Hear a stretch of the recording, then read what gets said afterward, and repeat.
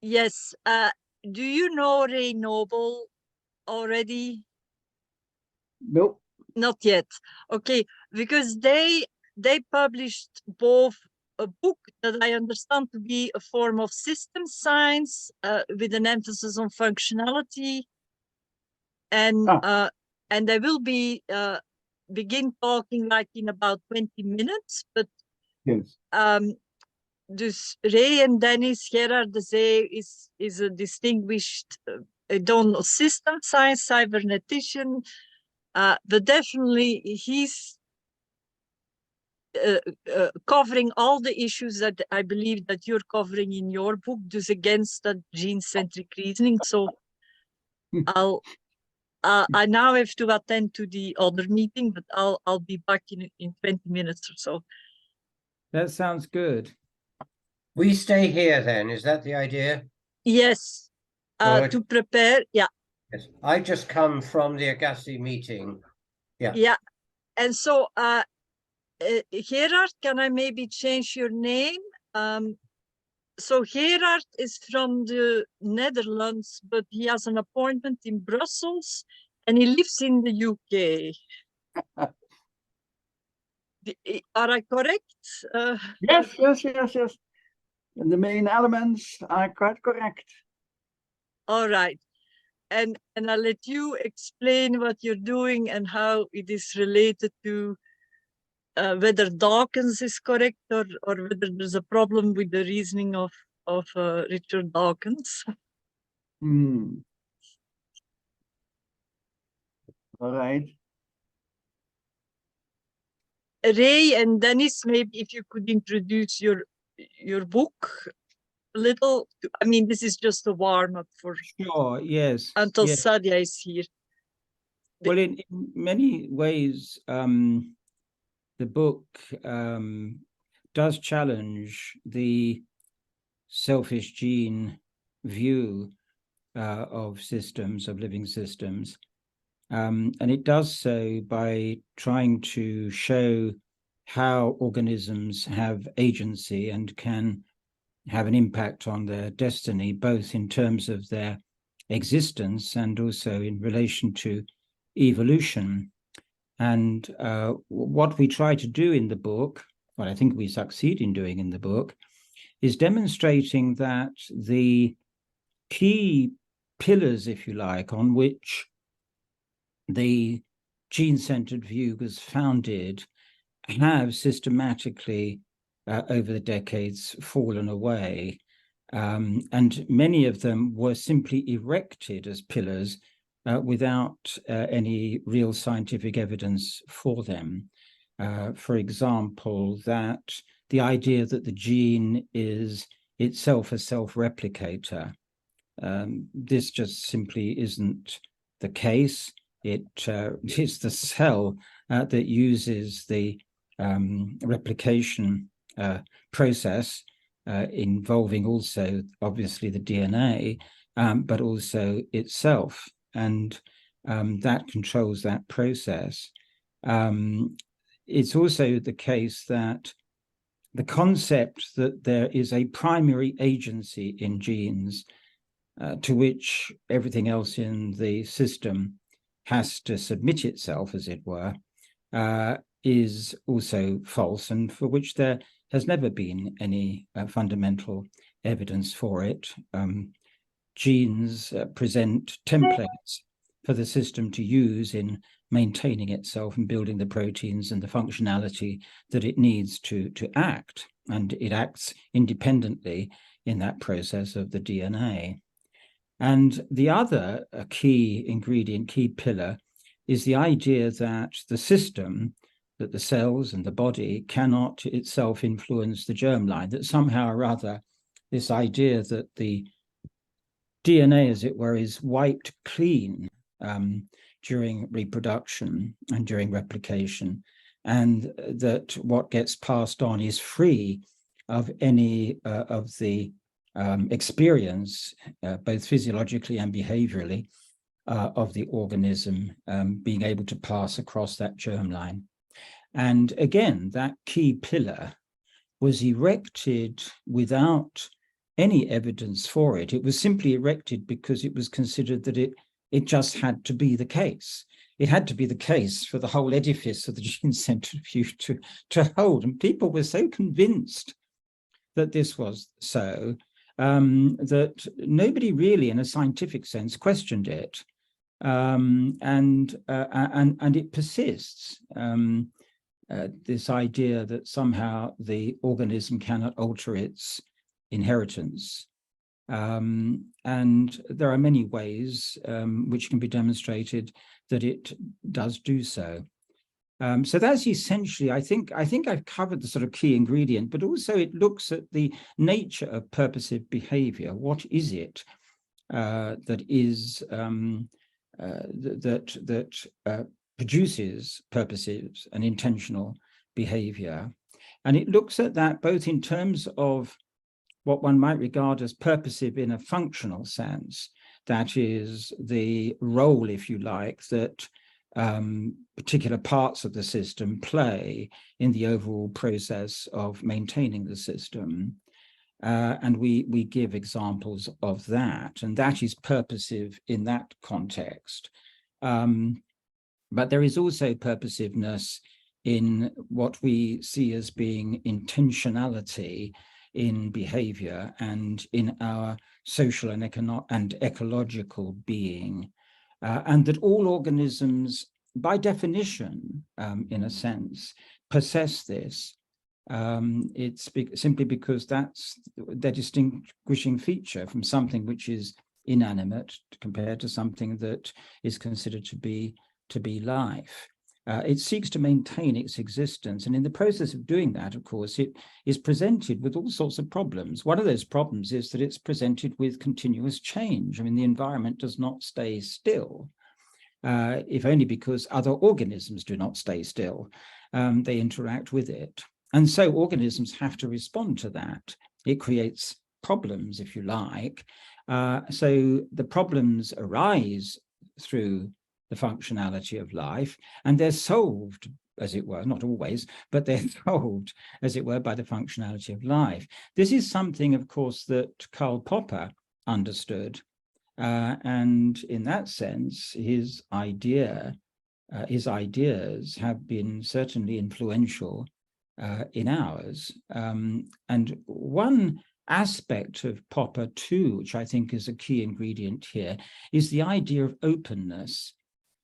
Because a system cannot be creative in its creative intentionally and purposively unless it is open and able to adapt and change and be creative.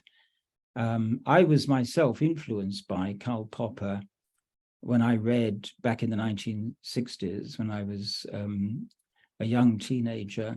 I read Karl Popper's Open Society and Its Enemies, and that was probably my first real thinking about the nature of openness in systems. It's long before I myself became a biologist and zoologist. So I've always had that kind of systems, that open system view, if you like. And I was terribly disappointed as a zoology student myself in the 1970s to find the gene-centric approach taking hold of the system and almost denying, therefore, functionality, denying agency to organisms. Even to the point where those who really rigidly stick to the dogma, the gene-centric dogma, simply suggest that our concept of intention, that we have purposive behavior, is an illusion. Well, it's a wonderful illusion because it enables us to do all sorts of things. It's enabling us to talk to each other now and to create other illusions. That we can see the world in different kinds of ways and solve problems in different kinds of ways. So if they want to call it an illusion, one would say to them, it's a wonderful illusion.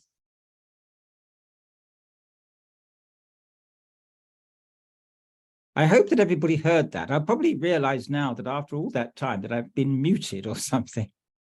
No, you're online, Ray.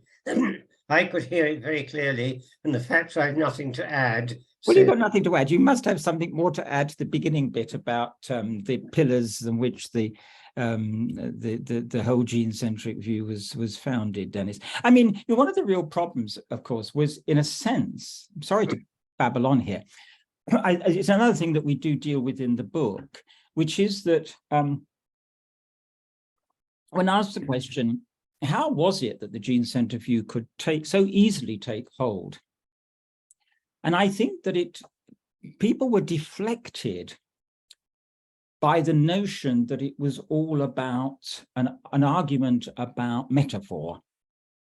And this kind of deflected us away from really considering the science itself and questioning these pillars, these fundamental pillars. The other reason why I think, I mean, I remember at a meeting in about 1976, I think it must have been in Oxford, coming all the way down from Edinburgh to listen to Richard Dawkins, at that time presenting his recently published book, The Selfish Gene. And not only was he puzzled by the fact that I'd come all that distance in order to talk to him about it, but the reason, of course, was because I considered it to be one of the most fundamental arguments in biology, and so it transpired. Now, it's very interesting that I think the problem is that it's slippery. The nature of gene that he refers to becomes, as it were, slippery, so that it begins to fit the thesis that of the selfish gene, the idea of a separation between replicator and vehicle, and that the organism becomes, as it were, the commanded vehicle at the behest of the genes in order to pass genes on. The immutable bit, well, genes are not immutable, and their own, and if they are, the only way in which they are immutable is the fact that the cell repairs them. I mean, it's the cell. It doesn't just simply wipe clean anything that's happened to the DNA. It repairs it. It goes on repairing it. And if it didn't do that, there'd be so many changes occurring that the organism would become prey to that. It would be impossible to maintain its existence. And I mean, one of the things that we have argued is that the system actually can utilize that process of repair in allowing, if you like, certain changes to occur. So in other words, it doesn't consider them to be an error, but a response to some kind of environmental change or stress, or whatever one might like to call it, for which it seeks some kind of solution. So I think because Francis Crick and Watson were so powerfully influential, they produced the most extraordinary, alluring story of the secret of life, the genetic code. And the other thing we try to point out in the book is that the DNA is not a code. The system doesn't need a code. It doesn't need it encoded. We encode it. We encode it, and we send it off into space.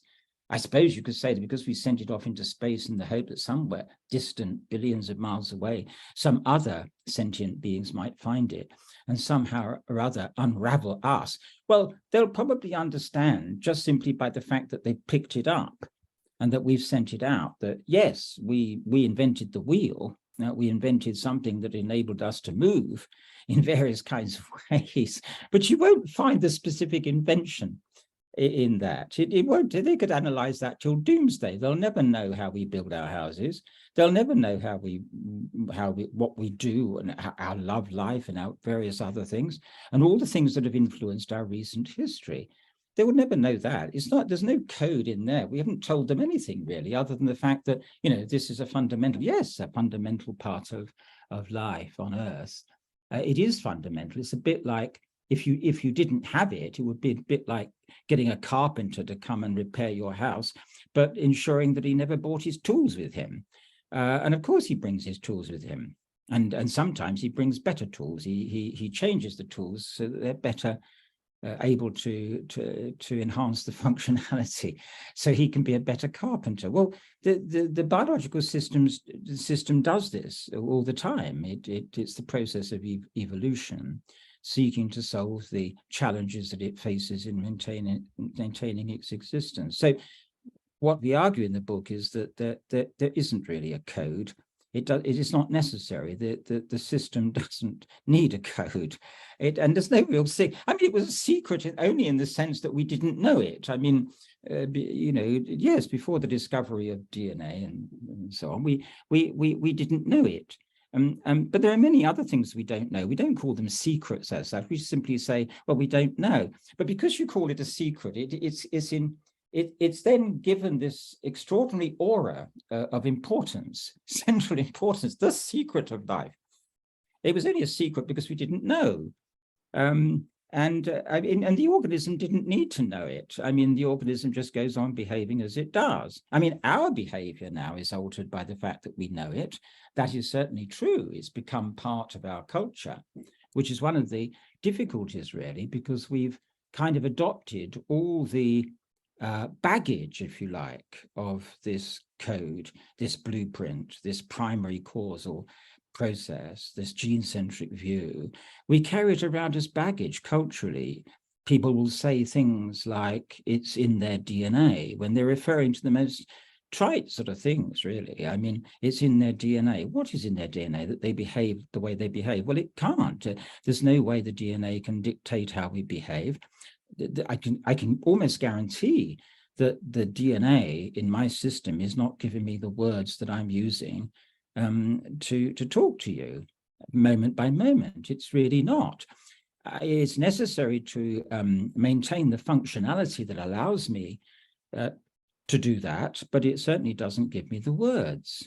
It doesn't give me the abstract constructs either. I mean, things like, you see, if I often think of you know, early mankind finding ways to communicate with each other, and one of them sees a bison and he's trying to communicate to the other that he's seen a bison. Well, what does he say? This is the difficulty. How do you tell somebody who's seen a bison? They've never seen a bison before, and you've only just seen it.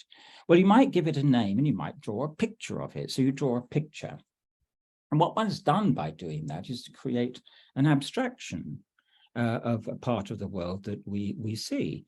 And it enables us to name it, so that the next time when you're walking with your friend, he points to something that very much like the picture of the bison that you drew and said, bison. And you say, no, actually, that's a cow. You know, bison is a little bit, it's very much like a bison. It's not too far, but it's a bit smaller. But a bison is this whacking great big thing, and so on and so on. Now, you don't find that in the genes. There's no bison in the genes. There's no visual impression of the bison in the genes. There isn't even a visual impression of a bison sort of stuck in here in my brain. There's a process which conjures up some kind of abstract concept of a bison. That's certainly true. And I wish we knew a lot more about what that process is as a neuroscientist. Yes, Dennis, sorry, Yes, no, just important to note that we're just 3 minutes or so away. Well, that's good because I've just that's good because I've just given the book, haven't I? I mean, brilliant speech. I don't know. Somebody should have said you're talking.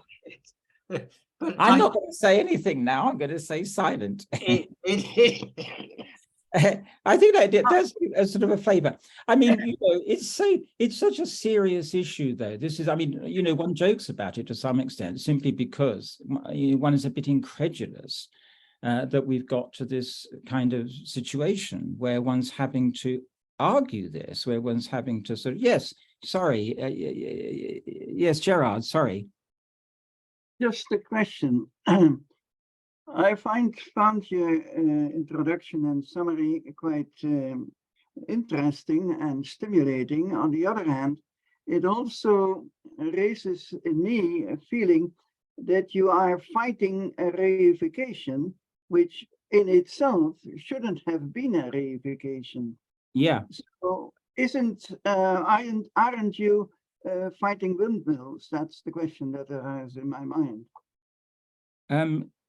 I think you're right to refer to the fact that there has been a reification and in the process, the gene-centric process, but unfortunately, it has cost us billions of pounds, billions and billions and billions, because that's and it has so affected the way science functions. It got to the point where systems physiology was almost starved of funding.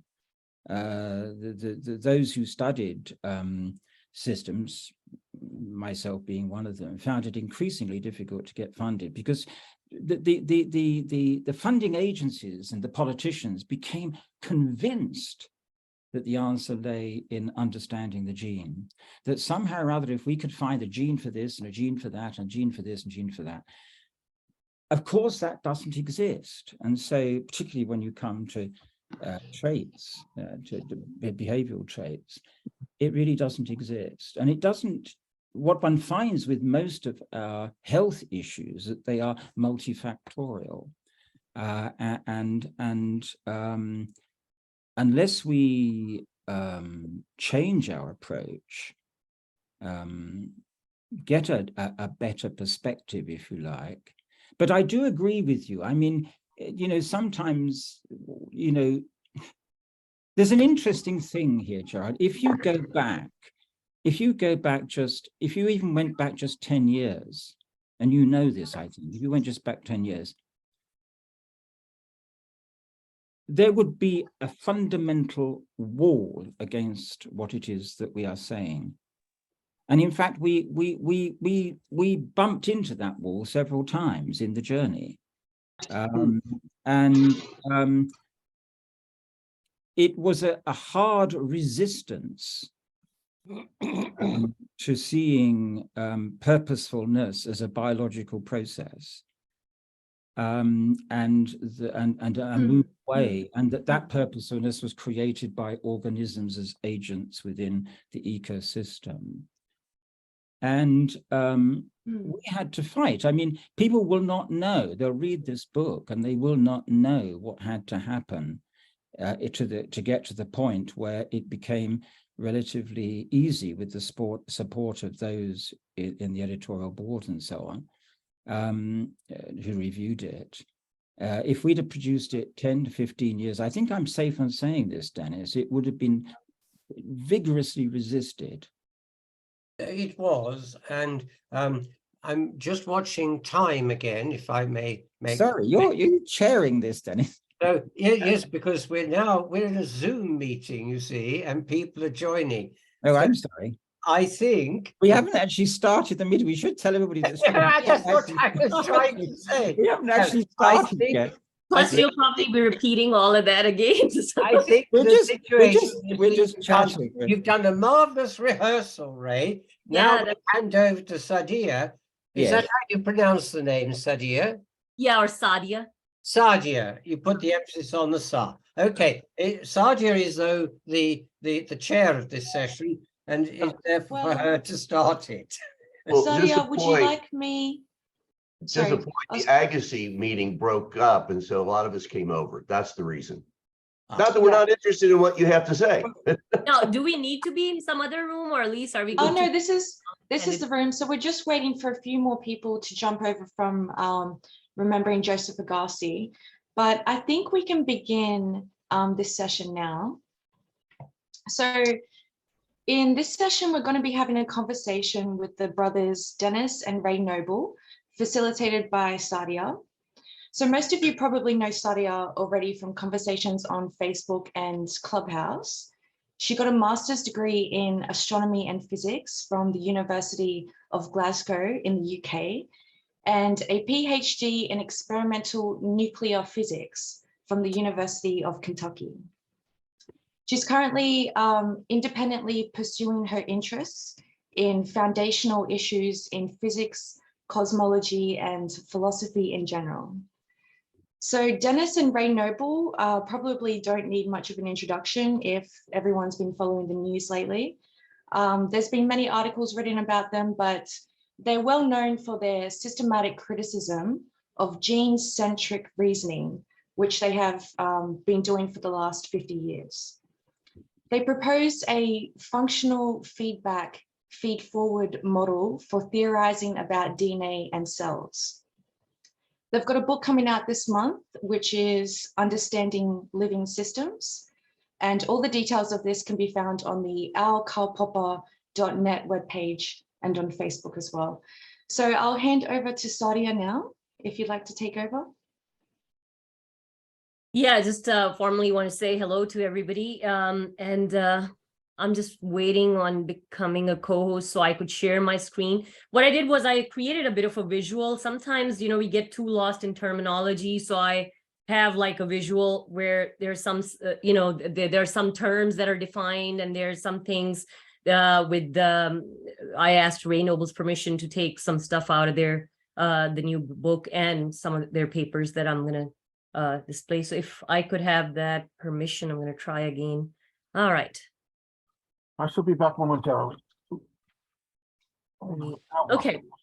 So, so I kind of wanted to start by one of the things that's actually been really interesting to me as well is Popper's view of life, where he said that all life is problem solving. And I'm kind of, it's really interesting to me that whenever I bring that up in a lot of times in the critical rationalism room or any of the Popper groups, that people seem to not be aware that when he said all life is problem solving, he meant more than just life as in society, like human life. Like when I say in my life, what am I doing? What am I doing with my life? But if you actually look at his unended quest, it's pretty clear. He makes it pretty clear that he's actually talking about life in general. So I thought I would actually kind of take a little bit from that as well. And I also saw the same thing. I saw a connection in what Popper said. And one of the things I thought I would just read out before we begin is, he said that life as we know it consists of physical bodies, which are problem solving. And by bodies, he said more precisely processes.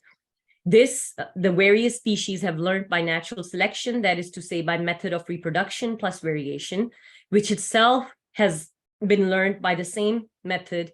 This regress is not necessarily infinite. Indeed, it may go back to some fairly definite moment of emergence. So I feel like there's actually a lot going on. And then I took something from the book that Denis and Ray Noble's book that's coming out this month. So I'm going to hand it over to them. Feel free to read this, but I would like to see, so I even put some talking points here and we can talk about it. So Denis and Ray Noble, to you, I want to ask that to what extent do you agree with Popper, particularly what I just read out? Because the question that I have is that even though you kind of talk about life as problem solving, but what about the emphasis that he places as problem solving being an evolutionary process, which we also see talked about in memetics, like Richard Dawkins, you know, when he coined the term meme, he's also talking about variation selection there. Do you think that the growth of human knowledge could be understood in terms of that? And I would just like to, in general, see what, you know, tell us a little bit more about what it means for life, that even like life forms that don't even have brains like ours, or some of the, you know, or like single cell organism, to be solving, to be problem solving. What does it mean? Thank you. Yeah, if I may, one of the fundamental problems that all life, all organisms face is that all around them is a continuous change. That is true even if we just considered the association or interaction between organisms within their ecosystem. It's in a continuous flux, if you like, and therefore an organism is presented with the fundamental problem. Every organism, no matter what level it is at, because by definition of being an organism, it seeks to maintain its existence. It is a process of maintaining its existence. over a period of time, at any rate. And in the course of that process of maintaining its existence, it encounters the problem of change. And so therefore, the process of continuing to exist is, if you like, at the heart of almost all the problems that one encounters, that organisms encounter. How one deals with that is facultative. And certainly the facultative nature of organisms has evolved. And so the way in which one deals with the problem has changed. But all organisms, we say that all organisms by definition, if you like, by distinction between something which is considered an organism and something which is considered inanimate, in some way or another faces this fundamental problem of dealing with change.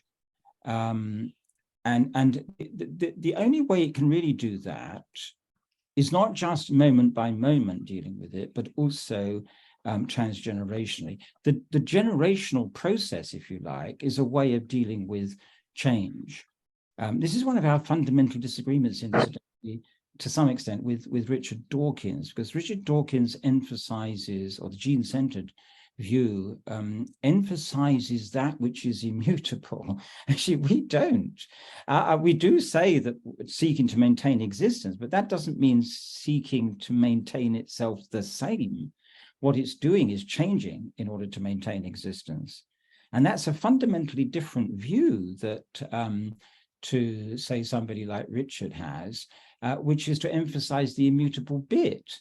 And by emphasizing the immutable bit, he's made the fundamental purpose of organisms to transmit from generation to generation the immutable bit. What we say is the reverse of that, in a sense, which is that actually the process of maintaining one's existence, you seek to change the bit, if you like. I mean, obviously, you don't change everything. It's a bit like in the book, we liken it to trying to solve a jigsaw puzzle when the picture itself is changing continuously, and that's how life works. It hasn't got a fixed puzzle that it's solving. It's got a movable puzzle. And in order to solve it, in order to maintain its existence within that puzzle, it has to change. Just a question on that, because typically when Darwinism is taught, we are told that there is a variation and then selection. But at the same time, I've seen Richard Dawkins make the claim that, genes are immortal. How do the two sit together? Because from my understanding, neo-Darwinism does, according to that, it does say that there is variation, and that is what allows new types of adaptations and where some organisms might become obsolete, others might win. And according to that, there seems to be a bit of a competition going on as well. What it accepts, neo-Darwinism emphasizes the process of change by small mutation, if you like, by gradual mutation. It's a very, very gradualistic approach, if you like. What comes to mind is the ship of Theseus. Sorry, can you? What comes to mind is the ship of Theseus. Yes. Okay, so we will try to limit it that if you did want to have input or questions, just use the bottom button. There's a reactions button and you can raise your hand. Oh, it's certainly just so fine. that... Yeah, it's fine. Yeah. Please interrupt and Sure. ask. It seems to me that that's the way we do what Popper likes, which is to. Yes. Yeah. Also, If I may, can there you was also- stop- Yes. Is it possible for you to stop sharing screen, Sadia? Because many of us can't see easily what is going on unless you stop sharing screen. Yes, that's great. That makes a big difference. Thank you very much. Yes, but may I, in terms of ground rules, so Sadia wanted to use the first hour to kind of get in the meat of it, because there's several moving pieces. Understood. Okay. Yeah. Well, And so whoever wants to ask a question, if you just could wait, because there's 2 more hours that you can do non-stop asking questions and interrupting and whatever you would love to do. But right now to just let's set up the framework. Understood. And what would be I'm looking great for is this to button. put, I'm sorry, and what would be great is to put like any questions in the chat. So just in case you forget later on, we could get into that. I guess my only concern is that, you know, to be able to make it through and then we just open up the chat and there are different topics which are all interconnected, perhaps. Could I just say, in continuing what you're answering the question, and sorry.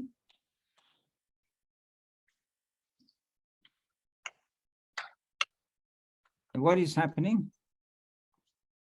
I think somebody was unmuted. I can't tell. Oh, I see. I was going to say Yes. that one of the fundamental problems I think that the neo-Darwinist position has with the gradual mutation idea is those gradual mutations tend to be just simply absorbed within the population. They don't actually produce, they produce certain change, certainly. But I think that this is something that even goes back to Darwin himself, really, and he would have puzzled over, which is that it's very difficult to find a way of getting species change or speciation out of those small mutations, because those small mutations, if they're successful in the way that Richard Dawkins and others believe they are or would be, that they just simply become part of the gene pool in the population, if you like. It's a question that we often ask them, you know, how do you get speciation from that if it's just simply absorbed within the population? Darwin himself, although he called his book The Origin of Species, he also puzzled over this question of how you get a distinction between groups of animals, groups of organisms, sorry, such that they sort of hive themselves off and then go off in a completely new direction that creates fundamental change. If you look at the major periods of speciation in history, you find that it's an explosion, really, that occurs of different forms. These are not the gradual mutations. We also give some examples of even recent changes that have occurred. They occur by, I mean, in the book, we liken it very much to a child playing with Lego bits. But you know, you don't actually just simply start with all the little Lego bricks. You start with functionality. You start, this is what organisms do. You have a degree of things that are already built, as it were, have certain shapes, certain sizes. And what happens in evolution is that these get switched around. Fundamental things, even my being able to hear, apart from the fact that I depend on hearing aids, even your ability to hear comes from a fundamental reorganization of the system of vertebrates in order to create the kind of ear ossicles that operate in your middle ear, that are able to transmit the vibration of the sound. And this has not occurred through tiny mutations. It's a fundamental reorganization. I mean, this is seen, you see it in many, perhaps Denis will give us some examples. I'll hand it over because I'm talking far too much. And Denis, I'm sure, will be able to give a much better rendition of the examples of how we've had these fundamental reorganizations of the genetic material that produces really fundamental change, not just, you know, not just small mutations. Just Could I briefly, also add one more question to that as well as you address it? Typically in evolution, you know, it's said that there isn't any type of directionality, in the sense that if I ask somebody that does the evolution necessarily tend towards overall and in, you know, a more and more type of functionality emerging, Do you think that there is, I mean, clearly when we look at the history of the earth, their life has just become more and more interesting, more diverse. You know, I mean, and there seems to be a reaction to that type of question as well, because a lot of times I feel like whenever you get into this territory, anytime you ask a question which somehow tends to support in any way, or not support, but is in line with the religious people, then right away, just for that, you just get backlash, and it's assumed that you're going to support creationism. But for those of us who are really truly interested in asking questions and don't care whether it supports or it goes in line with, you know, we really want to know. And to me, it seems like the functionality overall has increased, even though at short periods of time it doesn't. What are your thoughts on that as well?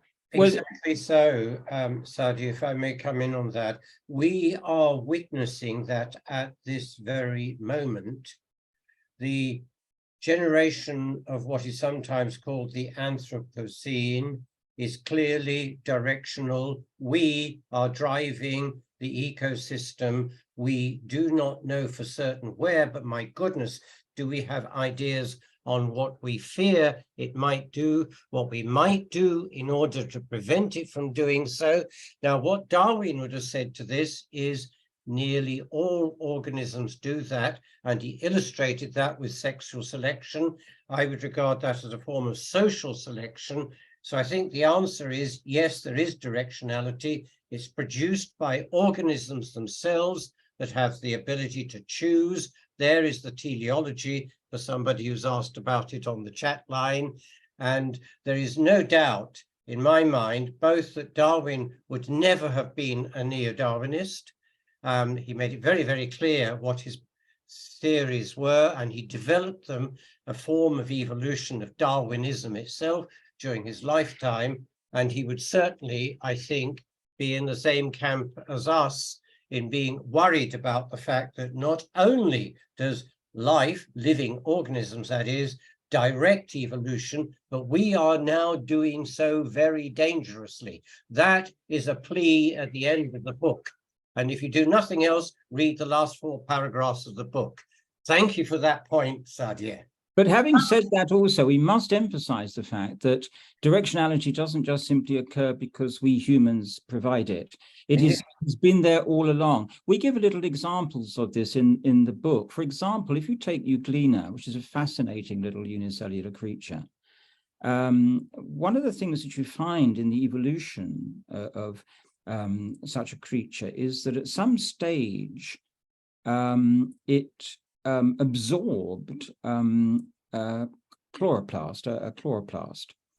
And what that enabled it to do was to obtain energy using sunlight, just as plants do with chlorophyll. And what that did was to fundamentally change the behavior of that organism. Not all of them, you see, would have had the chloroplast. I'm going back now long time. But once you've got one particular kind of functionality, it influences the way in which the functionality of the other parts of the system will change. So what's happened with the Euglena is that it's actually developed a very interesting kind of umbrella, if you like, parasol, which is a sort of kind of a red spot, if you like, that filters the sun.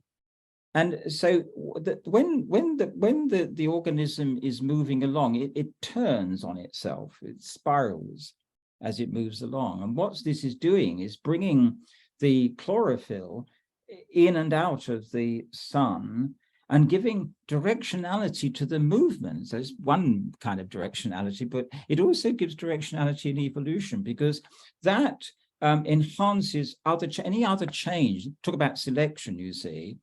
When you get a change that enhances that functionality of being able to find now, for example, being able to find the better position for the sun so that it can utilize the energy of the sun, then you get changes in others. We give other examples, even if you take the renal system, even if you take the kidney in our bodies, you find specialized cells that are concerned with transporting different ion species across the membrane.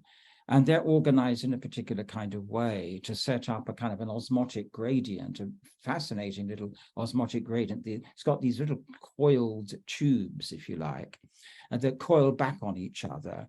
And it creates a counter current flow. It's a fascinating bit of functionality. You see it also in temperature regulation. We use it also, incidentally, in generating ways of taking energy from such a coil. And this is used in the system. But what happens is, you see, that the cooperation of all those cells within that organ is itself a selective process, if you like. The better able it is, the better able the cells are to perform their function, the more likely it is that they will persist within that particular structure, that particular way of form of functionality. So there's directionality at different levels. It doesn't mean that there is some kind of a priori directionality that exists apart from the organism. I think that is why people react, because a lot of times people have some of these traditional notions, and it's kind of like one of those things that I always say, that people tend to throw out the baby with the bathwater. Like they're so fixated, whether it's the conversations about free will, about teleology, that they just literally throw out the whole concept. They don't even want to go there because right away they have these assumptions. One of the arguments that I've seen made against this whole directionality or teleology is that I've heard biologists say, well, complexity is a very it's an ill-defined concept. So when we say that there is some directionality, what are we to say, right? We can't say complexity is going up because nobody's really come up with a definition of what that even means. But I feel like talking in terms of functionality is interesting. And not just that, I mean, we could only define something if we knew if there was some final goal. But here we're not saying there is some goal towards something is heading, but there is some sort of an interesting, like, I mean, the best I can describe is the universe seems to be getting more interesting with life now able to do, bring about new types of changes in the universe that weren't there before, that even the non-living things cannot do, which life can now achieve. I think you put your finger on it very well, Sadia, because the problem is literally sorry, it's a metaphor, isn't it? Anyway, but literally throwing the baby out with the bathwater, because the general reaction to some of the lectures that I've given is to misunderstand them deeply and thinking that I am somehow or other proposing an a priori intentionality. I've absolutely no idea whether that can be true or not. I don't think anybody else can know either. So it's, I think, very important for us to emphasize that this is, as it were, in this sense, a middle way book. It's saying, don't throw intentionality, teleology out, because it's necessary for science to understand it. And so I want to briefly deal with your question of complexity. It's not so difficult. Physiologists do it all the time. I did it with heart rhythm about 30 years ago. We found that there are several processes that can substitute for each other in generating the rhythm, even when some particular gene or protein is not there. So it's to some extent just a matter of robustness. It is the same kind of robustness that you have in an aircraft control system. If it goes wrong, there is a backup. That's not difficult. It's not very complex in one sense. And yet, of course, the mechanisms that produce all of that are complex. So leave it to physiologists. They know how to deal with that kind of complexity. Well, you also have to leave it a bit to the psychologists as well, Denis, because absolutely. Because we do. because we do, and the sociologists as well. I mean, let's bring them back. Oh, yes, yes, absolutely. Because one of the things that we're wanting to argue in the book, or arguing in the book in relation to intentionality, is that it is phenomenologically the case that that organisms behave purposively. It's not always easy for us to know that what that purpose is. We may get it wrong, which is one of the reasons why science finds it very difficult. When you ask the question, how, when, where, and what, they're very easy for science because they can be measurable in some kind of way. But there is a great difficulty that science has with why. And what is done is sort of park why, as if it's all, forgive me for saying this, but the sort of subject of philosophy and not of science. And yet, by doing that, they ignore one of the most fundamental selective pressures evolution and in behavior of organisms, which is the interaction between organisms, which is purposeful, with intentionality ingrained in it as well. We give examples, simple examples, but when we give an example of a chimpanzee using a stone to crack a nut, which is using a tool, we now know that if we see a chimpanzee pick up a stone, we might anticipate. Anticipation is important in behavior. We might anticipate that he's going to crack nuts with it. Now, he may not.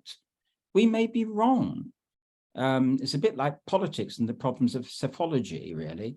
We may be wrong about his intention. He may really throw it or crack heads with it rather than crack nuts.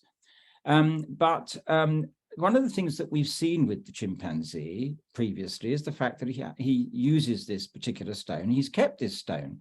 He's intending to use it because he's kept it, because it's a good stone. And not only is it a good stone, over the period of time, he's honed it, so it's an even better stone. Chimpanzees are not alone in doing this. Incidentally, birds do it as well. Crows will pick up stones and use them to smash eggs in order to get at food. So the use of tools. The use of tools is a fantastic example of intentionality. You only make a tool to do something. And that something, of course, is its purpose, is its intention. It is designed and created with the intention to use it. When you see a chimpanzee or a monkey using a stick and he's carving it away and making sure it's a nice good stick, a nice long stick, and he shoves it into a beehive in order to get honey, or an ant's nest in order to get ants. And so he pulls it back out and there are all the ants and he eats the ants. The very process of creating that stick is an intentional act, can be understood in no other way. When we give another example of Jack and Jill, I love Jack and Jill. Jack and Jill are in love. And, or at least Jack is in love with Jill. He doesn't really quite know whether Jill loves him. He lives in anguish, but he's not sure. And he follows Jill around. He finds every excuse possible to be with Jill for most of the day. And Jill is off collect water. And so Jill goes up the hill and Jack goes with her, or him for that matter. Anyway, goes up the hill and they're going up to fetch a pail of water. That is intentional. That's what they're doing. Now, they may do all sorts of other things, and we may be wrong. When we see Jack and Jill going up the hill with a pail of water, they may not actually be going up the hill to collect water. They may be up there to smoogle around and be with each other. It's just incidental, the fact that they're going to collect water when they're up there, or they may have pretended that they were going up the hill to collect water. This is a problem for science, because science finds that extremely difficult to measure. And yet, the fundamental interaction of behavior of organisms, it's absolutely vital. That anticipation of the other and the behavior of the other. Organisms are doing it all the time, in a sense. They're continuously monitoring the environment about them. What other organisms are present? Where are they? When were they there? What were they doing when they were there? What state are they in? Anybody who's walked a dog will know that that's exactly what organisms do. They sense their environment in a whole variety of kinds of ways. And sometimes they do it because it gives them information about the intentionality the state, if you like, the potential for action of other organisms. That's how the ecosystem can function, in a sense, at the behavioral level, and particularly at the psychosocial, which is one of the reasons why I said not just the physiologist, but the psychologist, Denis. Actually, I was going to say that some of the stuff that we're talking about here, the purposiveness, but with some sort of an openness to it, and not like some sort of, ultimate goal. I feel like this is one of the reasons why people who tend to think more analytically, as in when they think about science, have issues with morality and aesthetics as well, to the point that they, it's one of those things that, oh, it's subjective, it's whatever, but it's not that much whatever. There is a lot of, I feel like there's a lot of progress that can be made, but I think the tendency is for people to think that there are some, just like there are laws of nature, there should be some laws of morality in some Platonic realm that we need to grasp towards, which has been the basis for, religion as well. Like, that, because a lot of times when I talk to people and I tell them that, look, I'm not a moral relativist, but I'm not a moral absolutist. And then they can't wrap their mind around it, because like, well, if you're not a moral absolutist, that means you don't think there are certain principles that are at the foundations. Then how are you not a moral relativist? Then what do you think that there could be any objectivity? I sometimes feel like even in science, sometimes people lack, and this is one of those things that I think Karl Popper gave me an appreciation for, about, like how deep science goes, that even science, the foundations are built on shaky grounds, and there isn't any absolute foundation, and you pretty much build a structure to the best it can hold, and underneath it, like I forget, there's one of my favorite quotes from things that from Karl Popper about how we build it on a marshland, and if I find it, I'll kind of share it here, that even science, the way it arises, I mean, there isn't some absolute foundation. We're nonstop going back, cycling back, reevaluating, changing, tinkering with it, and then keep building on it, and yet it's been successful. So, I mean, I'm not saying that morality is just like science, because in science, we have ways to test things. But I think even in morality, there are tests. Like when we create societies, when we want to implement new ideas, we want to test how they work. But again, the question might be, people ask, well, but when you test, surely you got to have some sort of a thing, a metric against which you're testing. But metrics can also change. And I think that's where I wanted to later on actually get into it, but now seems like we are getting into all these topics are so interlinked. The role that qualia or subjectivity might play, I think, is quite a bit downplayed. I feel like personally, I think that subjectivity, qualia, where, when we talk about aesthetics, I do think that there is an objective aspect of aesthetics too, but it's not in some sort of a Platonic way. There aren't any laws of aesthetics that we are discovering. We're literally making stuff up, but when we're making it up, it's not just, I'm not proposing any relativism, like, oh, my culture made up this, yours this, there is no better or worse. I think there are some that are giving new types of functionalities, new types of ways to cultivate our own inner experiences that are better than others. And that's where I think there could be some objectivity to aesthetics. And the same goes with morality, in terms of, we have these general ideas. We want successful societies. We want, we want to improve human condition. And I think pretty much anybody, most of your people, unless they're severely depressed, want to live longer, healthier, want to, alleviate suffering from their lives and lives of others. So all of these, I think, give us sort of a rough guide, but there's just so much that we're making up. And there are things we made up that I think our ancestors would never have thought about. Like, for example, whenever I have conversations quite a few times with people back in Pakistan, where I'm originally from, I'm quite often surprised when I talk to them the concept of human rights. I realize that people, a lot of times, they're coming from an absolute morality point of view. They have tough time understanding what what human rights really mean. Like, what am I even talking about? It's just this vague concept that have I just decided because I feel like it that like gays and lesbians have human rights or women have rights, and then we shouldn't be doing certain things to other people.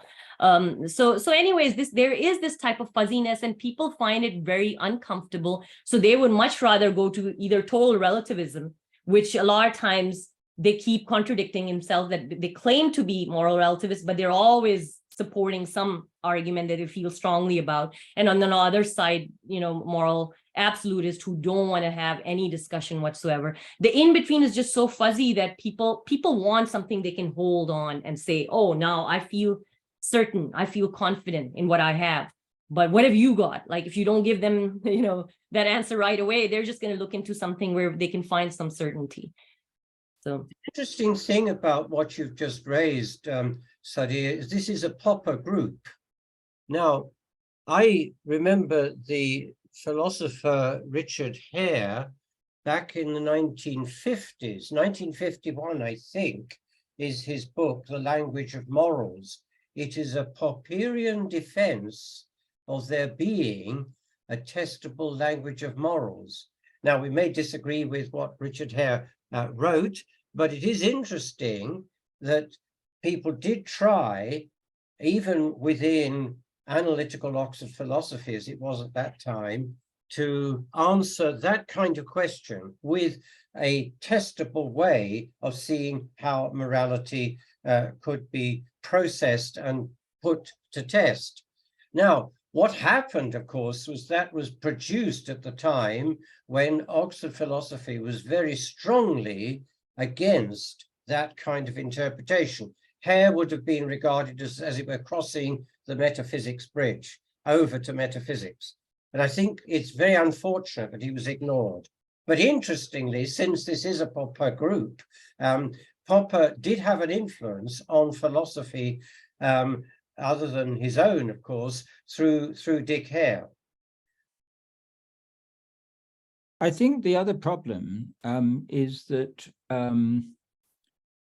our psychosocial, I'm not wanting to suggest that this isn't also the case with other kinds of organisms, and we can perhaps discuss that. And indeed, to some extent in our little book, we do address this a bit. But certainly with humanity, go back again to when in the 1970s, I was a zoology student, and my tutors used to say to me, we are hunter-gatherers in existing in a concrete jungle.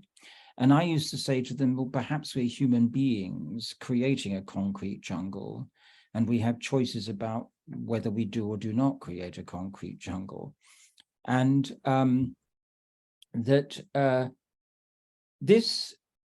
what we erect isn't just simply the concrete jungle. What we erect is a complex, and I think Sadia was referring to this, extraordinarily complex psychosocial relationships, psychosocial aspects of our well-being, which become extremely difficult even on a day-to-day basis, because they are, to a large extent, unpredictable. So they create, as well as being beneficial, they create anxiety, they create difficulties for us that often are beyond our control. And that creates a fundamental difficulty in terms of our psychology and in terms of our well-being. I don't find it strange that we find such a high incidence of mental illness in human society, simply because there is this extraordinary complexity, this continuous process of change. It's not sufficient to say that morality or what is right and what is wrong is relative, simply because we're dealing with such fundamentally rapid change in our psychosocial being. We have to find, if we're moving forward with this, we have to find certain constants that enable us to make sort of moral decisions, if you like. I'm one of those who makes a distinction between what we regard as morality and what we regard as ethics. Morality can often influence our imperatives in a variety of different kinds of ways, and we may disagree on those imperatives, of course. But there are some things in ethics that we might agree on in terms of the way of approaching things. Ethics is very much about how we do something as well as why we do it and what we do it for. It's not sufficient to say, I'm doing this because I want to achieve X, because the way of achieving X may be harmful to others. And so we might look at it and say, ethics is about how you do it in a way that reduces the amount of harm to another. Or ethics is also questioning, yes, whether the objective itself is a valid objective given the circumstances. So ethics itself is in a complex process of change. We see this, for example, in decisions about life and death, in health and well-being in modern society. The more we can keep people alive, the more problems it presents to us about the nature of that existence and whether people wish or do not wish to be kept alive and so on. So a new ethical problem arises in modern society in relation to that. When people died at the age of 40, they didn't have the same problems as when you die on average at 80 something or other or 90 something or other. You're suddenly faced with a completely different set of ethical constructs. And you sometimes find that the utilitarian argument isn't sufficient. So I in my ethics, I tend to borrow from all the different kind of bits of, of ethical construct, you know. I do like the idea that there are certain kinds of imperatives, but those imperatives are not necessarily hard carved in stone. They change also. But here's a bit of a relativity. There's a relatively slow pace of change, perhaps, compared to the ethical process, which can also from day to day. We see this in the behavior we have to each other. Social media, for example, which is a relatively new phenomenon, has completely changed the way we behave to others. It almost gives a red flag, a green light to people to be abusive, to be nasty, to bully. And I see this all the time on social media. It's awful and it's unethical. And yet many of those people who are doing it would regard themselves as being highly ethical people. And you click a button and you've passed off to hundreds, perhaps thousands, perhaps in some cases millions of people, an abuse of somebody else. It's worse than the bullying you see in the school playground. It's absolutely shocking. And that's created a completely new psychosocial picture for us that we have to exist within. If you go back 20 years, we wouldn't necessarily have understood what on earth it is I've just been talking about, because that psychosocial problem doesn't exist or did not exist at that point. We might have predicted it, perhaps, but it's changed the way we... If I may interject, I disagree. I think you have all of that crap entirely even without the internet. Yes, you do. I mean, it's just malicious gossip. I do agree. You do have that crap in regardless of. But what you also have is a degree of. Yeah, okay, that's a difficult one. You do have a degree, I think, of behavioral constraint in a different kind of way than you have when you can just simply press a button. If you were faced with somebody at a bus stop and talking to them, you have a different kind of constraint on what you would say to them and the language you used. Yes, but behind someone else's back, there's no constraint at all. No, that's right. I do agree with you on that. I mean, I'm not suggesting that bullying was invented or nastiness was invented by social media. What I'm talking about is the fact that it's created a different aspect to the psychosocial world that we exist and cope with. I mean, in this case, now you it's the culture, it's the culture, not the technology. Pardon? Suggest that it is the culture more than just the technology. Yes, I think that's probably probably correct to some extent, but I think that the technology does influence the culture. It influences what it is that people can do. It gives power to people in a sense that they wouldn't normally have had. Yes, this is true. How they structure it. If you have an inept, if you have a limited, clumsy means of text communication, it has the effect of making people stupid. Yes. Yes. That's certainly, that is certainly the case, I think. I think what is happening? We seem to have. Yes, Sadia is going to make another point from her. No, exactly. I think we're deviating. I was thinking, I'm kind of looking at time as well, and as much as we're deviating a little from the point, but really what I was talking about was the psychosocial world and how this is this complexity. But it isn't. We're not alone in that. We're not. Humans are not alone in having complex psychosocial worlds. If you're a wolf and you cooperate with a pack, it also has its complexities and challenges. The same is true of groups of bonobo. And there are interesting studies in groups of bonobo to show that they do consider certain kinds of behavior in the other as being unsupportable, if you like, and will indeed punish others for not behaving in the right kind of way. I'm sorry, I didn't mean to interrupt there, but looking at things, and since I'm sure other people would want to jump in later on too, I was thinking about maybe continuing on a little bit to talk of a few things so we can later on pick and choose whatever we want to spend the time on. But let me just quickly share, and I'm not going to share the screen for too long. I wanted to kind of get a little bit into the this whole idea of metaphysics and particularly ontological reductionism. It seems like amongst the scientific community, there's still a lot of people still have very negative. It seems like there are a lot of negative sentiments sometimes about philosophy, and particularly metaphysics.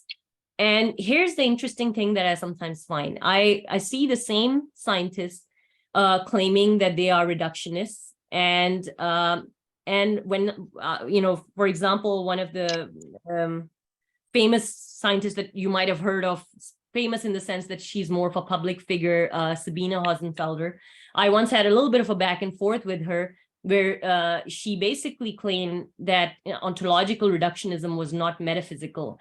I took a little bit of a definition. So, I mean, in my opinion, I think, so basically metaphysics, when people think of metaphysics, most people somehow always associate it with, again, with something to do with religion, God. I remember the first time I went to an atheist group, I mentioned, they asked me, what are you interested in? And one of the things I mentioned was that I really find metaphysics fascinating. And right away they were like, oh, that must be a creationist, must be a believer. And I got attacked viciously. And I'm like, no, I'm interested in, the nature of reality. So metaphysical doctrine, so ontological reduction, I just pulled a bit of like a definition from Britannica.com, where we're basically talking about, what constitutes reality. And Richard Dawkins' gene-centric view seems to be a reductionistic view. It's centered on gene. He calls, organisms as gene machines. So it does seem like it's an ontological reductionism. But what most people don't recognize is they think that when he's making these claims, it has nothing to do with metaphysics. I think this is one of the things that I feel like in public, people need to understand, that you can't really, a lot of times when scientists are making claims, they are metaphysically laden. You can't just put it away, even if you don't like metaphysics. You hold a certain worldview, and if you take it seriously, deep down inside, you're going to find that there is some sort of a metaphysical view that you can relate it to, even if you outright claim to be agnostic. So I kind of wanted to ask you guys, what are your thoughts about metaphysics and what role it plays, and kind of wanted to talk, kind of related a little bit to Richard Dawkins' view as well, which seems to be a reductionistic view. In other words, I guess what I'm asking is, in my opinion, at least, and maybe you won't agree with it, reductionism is a metaphysical viewpoint. Exactly, you've got right? it. That's the answer. And then the question is, what are the alternatives? And usually it's presented as part of science, as if we're being sciencey. There's nothing philosophical about it. It's pretty much just endorsed by science. And there is no other, if you talk about any other metaphysics, can there be other forms of metaphysics? What could it be? And in science, we can test science. But when it comes to metaphysics, how do we, like, if I want to make progress in my metaphysical understanding, what do you guys think? I mean, I have some views on that how physics progresses. And I do think you can make progress in metaphysics, but it's not the way it's done in science. It's a little different. But I think a lot of it really comes down to that people think that it's only science that can ever meaningfully say anything about what exists or doesn't exist. Other than that, there is nothing else. It's kind of scientism, basically. Like that's the only meaningful questions and answers are the scientific ones. Other than that, everything is just gibberish, rubbish, that either religious people do, or in the olden days, people held those views. This is a lovely one, Sadia, and I'd love just to take it up very briefly. First of all, Richard himself many times has said, I am not a philosopher. He is. He's the world's worst metaphysician because he doesn't understand that he is a metaphysician.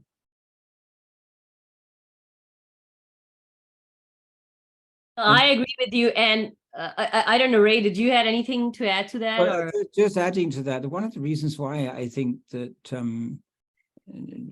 Denis is led to say that, or we are led to say that, is because Richard would often give, did give at the meeting that I talked about in 1976, when he was asked a question, he sort of said, I'm not a philosopher, I'm a scientist. But he then added, I'm only interested in the truth. And this is why I think that Denis is right, that in being able to say, I am only interested in the truth, indicates that the extent to which he is a philosopher, he doesn't really quite understand the way philosophy works, if you see what I mean. For anybody, and somebody in the audience, a very good friend of ours, Carl Zayedu, unfortunately is no longer with us, he then simply asked the question, yes, but what is truth? And you see, science certainly moves forward by measuring things, by observing, but it does so by asking questions about what it should observe and what it should measure. It has an idea about what should be measured, even if sometimes scientists don't realize that that's the case. I mean, as you're a scientist, you kind of inherit measurements. You kind of come in to a laboratory as a student, and your supervisor says to you, well, we're doing X, Y, and Z, and we're interested in the world and how it works and so on, and X and Y and things like that. And but it's very interesting because we don't know X, and it would be very nice if for the next 3 years you measure X. And so the person sets about measuring X. This is what tends to happen in genetics, incidentally. It would be a nice idea if we looked at the association between this set of gene expressions or genes and this particular illness or this particular trait or whatever. And so the student, does all his stuff, and he goes home at night, and during the course of the evening, all these bits and things in a test tube will be wobbling around and doing all sorts of things and then being measured. And so on. So measurement often depends on whether you've got the technology to measure it. I mean, that's the other thing. And then, of course, a new technology arrives, and then you say, oh, we can now measure X, and so you measure X. Or you measure Y, because now you can measure Y. And an awful lot of science progresses like that. I remember myself as a graduate student, being asked, I was giving my first presentation. I'm not saying this, Alan Brown, my supervisor, was a lovely man, gave me wonderful opportunities, but I soon realized that he had a different view of science than I had, because we suddenly realized that we weren't doing what we were doing for the same reason, which was very strange. And I remember this moment when I was about to give a presentation to a society meeting, physiological society. And at the very beginning, I gave the reason why I was doing my measurements. I was giving the reason, my hypothesis, if you like. I'm a great believer in hypotheses, and then trying to find ways of either showing that they have credibility or not. And that was my approach to science. And I stated my hypothesis at the beginning of my rehearsal of my talk, and I gave this, and my supervisor said to me, I think you should leave that out. And I said, but Alan, that's why we're doing it. And he said, are we? I thought you were just measuring the synapses on the dendritic tree, or whatever it was I was measuring, which was indeed synapses on a dendritic tree. And I said, yes, but why are we doing it? I mean, surely to goodness, why we're doing it is as important as the fact that we measure it. If I come up with a figure, 6, totally meaningless to anybody, I shouted out the window, 6. Totally meaningless. I could be playing cricket, maybe, and it might be referring to a lovely bit of batting that somebody's produced. It could be the length of, I don't know, a shoot of a branch of a tree or something. I mean, it's meaningless on its own.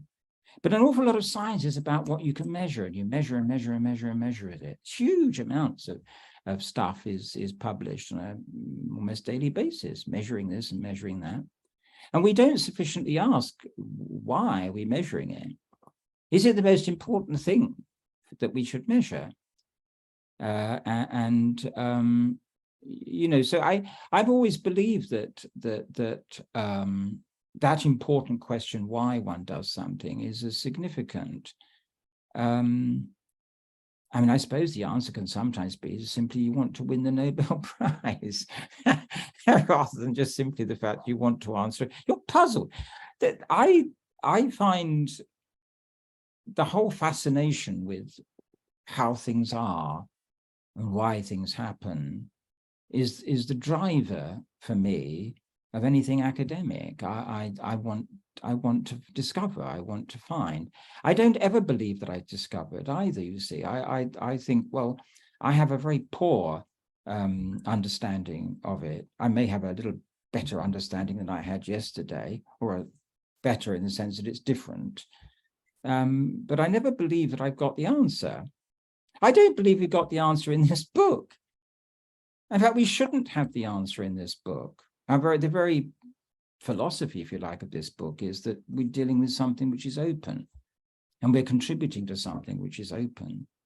It's a dialogue, and we're engaging in the dialogue. We would welcome it if Richard, from his different perspective, said to us, I think I understand what you're getting at.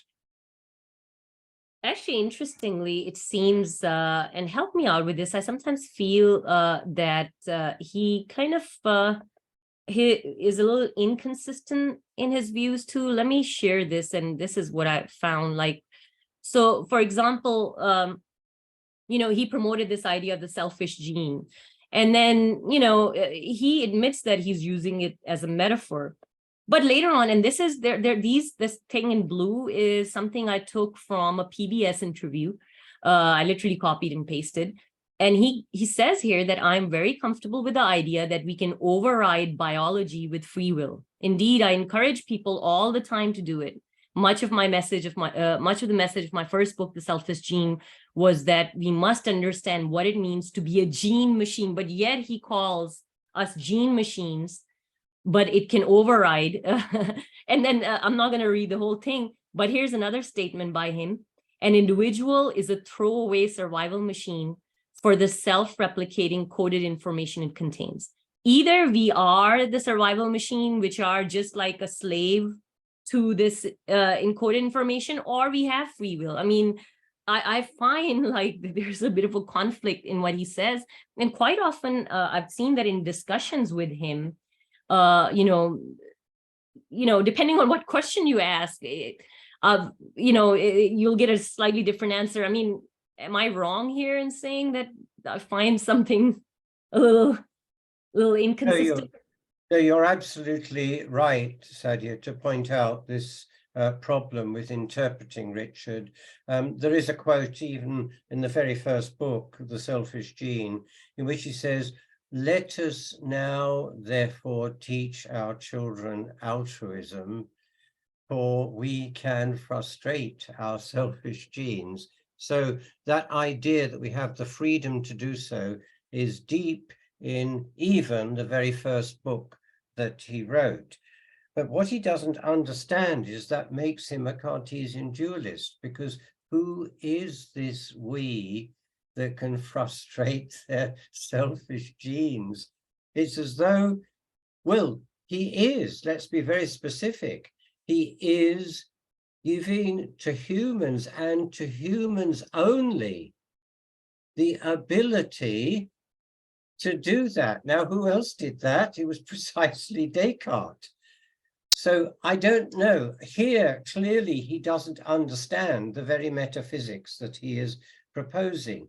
Now, there are ways of dealing, it seems to me, with the question of free will that does not require a metaphysical dualism of the kind that Richard Dawkins proposes without knowing it in The Selfish Gene.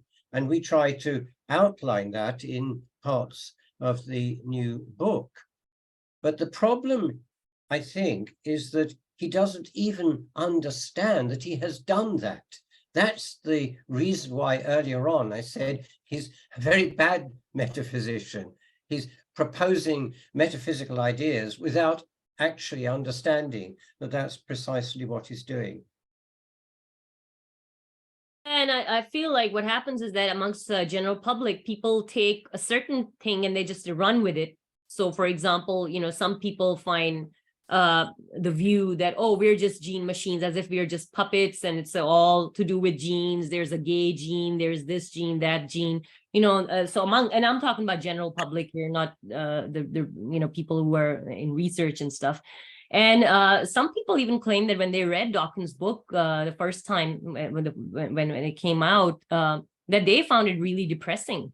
And then he keeps talking about there being some poetry and stuff, but I think there is something there. There is a reason why, because as you were mentioning, it does leave you with a feeling as if there is some sort of a dualism. There is me, and then there are my genes, and then the genes have their own interests, and I could have my own interests, and somehow, and then there, something gets lost in the middle when we kind of divide ourselves into these two, these two parts. And I kind of wanted to, since you mentioned your book, and I'm going to go a little bit later to where you guys talk about, which I would say your metaphysics. So it seems like in your book, you don't shy away from using words like mind and soul, but again, one could just react to that and shut the conversation down thinking, oh, that sounds like somebody who's a creationist. But you also clearly kind of mention, and correct me if I'm wrong, that you're not proposing of any type of a soul or anything like in the traditional sense that leaves your body. Again, there is no dualism. There isn't a soul that lives on the body or in the body. But you guys talk about, let me see if I can, and I'll let you kind of talk through this. I'm just going to put a little bit of visual for people to read, but tell us a little bit about what is your way of talking, particularly in what you call biological relativity. I think that's what I was looking for. The causal, let me see. Could you tell us about biological relativity as I find this? That gets the issue, Sadia. You see, if you look at all the various levels of organization in biological systems, from molecular level, if you wish, you can go down to particle level, but let's not worry too much about that. And you go through the various levels to the level of molecules like proteins and DNA, through to cells, through to tissues, through to organs. You find something very interesting. Every high level constrains the movements at the lower level. not by forcing them to disobey the laws of physics, but by providing the boundary and initial conditions under which they operate. Now, it is absolutely necessary in such a relativistic view of causation in biology that at a high enough level we are constrained by the social interactions. That's where you get the openness that enables us to be, in the relevant sense, free to choose what we do. That social level is certainly not determined by anything down at the molecular level. It is a social interaction amongst everybody. And you will see in our book that we bring that aspect in, which is why Ray was earlier on emphasizing that I should not have said it's just physiologists who work out complexity. There's also psychologists and sociologists, and let's say so, economists and politicians and so on. And what we're saying in effect is that there is a kind of pyramid of openness. And it's as organisms have developed, first of all, cells, which incidentally have got brains, they've got membranes, just as nerve cells have, and then developed through to multicellular, and then through to very much more complex multicellular organisms, that you have acquired through evolution the openness to have the kind of freedom that we're talking about. And actually in that, I kind of wanted to bring up that you make a distinction, and I'm not saying that that's a dualism, that's one of the things with our language that we have to talk about certain things. But when it comes to ontology, you're making this distinction between something you call material versus non-material and I'll be honest with you, I have seen other people use the term such as, instead of non-material, the word abstraction, because it sounds more sciencey, has been used. So it isn't something that, I think people who are studying more and more, getting more and more into, coming up with this concept of information as it's developing, people are referring to certain aspects of reality, which are looked as, more like an abstraction. For example, laws of physics, they're not in a material form. And I don't know why people don't have issue when they think about that what is a law of physics? Is this some material sitting somewhere? And I don't think anybody in the scientific community, although there are some philosophers who would say that there is no such thing as law of physics, but they're really more attacking it from giving it some sort of an ontological status of its own. But it is an abstraction, a law of physics. Even things like energy, information, they're not physical or they're not material in the sense, say, an electron is. They're more like abstract concepts. People don't seem to have problem with that kind of stuff, but when somebody talks about that there is free will, or maybe there is something, we could use whatever word we want, a soul, or it's just a word, as long as we understand what it really means. So you guys talk about, and I shared something a little bit there about the existence of, here, like you said, non-material concepts can influence material behavior, though I think I made a mistake. There's something true being associated contextually with material and non-material processes, such as particular neuronal activity. Can you help me a little bit? Because I'll be honest with you, even when I don't deny the reality of energy, information, or that there is something going on that is more abstract, but I'm deeply bothered because by this dichotomy we make between material and non-material. At some point, we have to acknowledge that whatever we're talking about is in some sense part of the material world, or, well, again, in that case, I would be giving material the higher status. Tell me that what's going on here, because it sounds very dualistic, but yet I know that you guys are not promoting any kind of dualism. What's going on? This material. Absolutely right, Sadia, if I might come in here, because I think you put the point extremely well. First of all, technically, there is an article in 2020 in the journal, The General Philosophy of Science, which it gives our fuller view in a philosophical context of what we think is going on. For the sake of this meeting, I think the best thing to say is that it's more like an alignment. Just as our immune system can align the variations that different cells in its system discover that may give the right antibody to attack this particular virus, so we, through the fact that we have nervous systems and can think, we have the ability to align our actions with what otherwise you would regard as non-material things, that is values, ethics, and so on. And so, yes, we're trying to avoid a dualism here, but it's not a dualism that excludes the non-material from being relevant to what happens in a living organism. I guess I wonder if this whole dualism is literally like a side effect of just using language. Like, how else can we speak about things, right? That we have to, when we're trying to understand things, we have to come up with these categories. And I'm not saying like that the universe is all just one. Obviously, there are constraints in the universe. There is a boundary. I am a semi-autonomous agent. I'm, talking to you. It's not like I'm just one with the universe. So there is definitely, there are boundaries, there are things, there are objects. But it feels like whenever we try to talk about them, in our concepts, it's kind of hard to avoid this type of dichotomy. And maybe, I don't even know what other way could there be to avoid that and somehow talk about it. I guess perhaps if we understand that that's what's going on, then we can start making progress. So for example, one could clearly ditch the idea if somebody says, oh, well, you have your idea of this non-material thing. Well, I have mine. It's called a soul. It can leave your body and then there's an afterlife. Well, clearly there's a lot more baggage in there.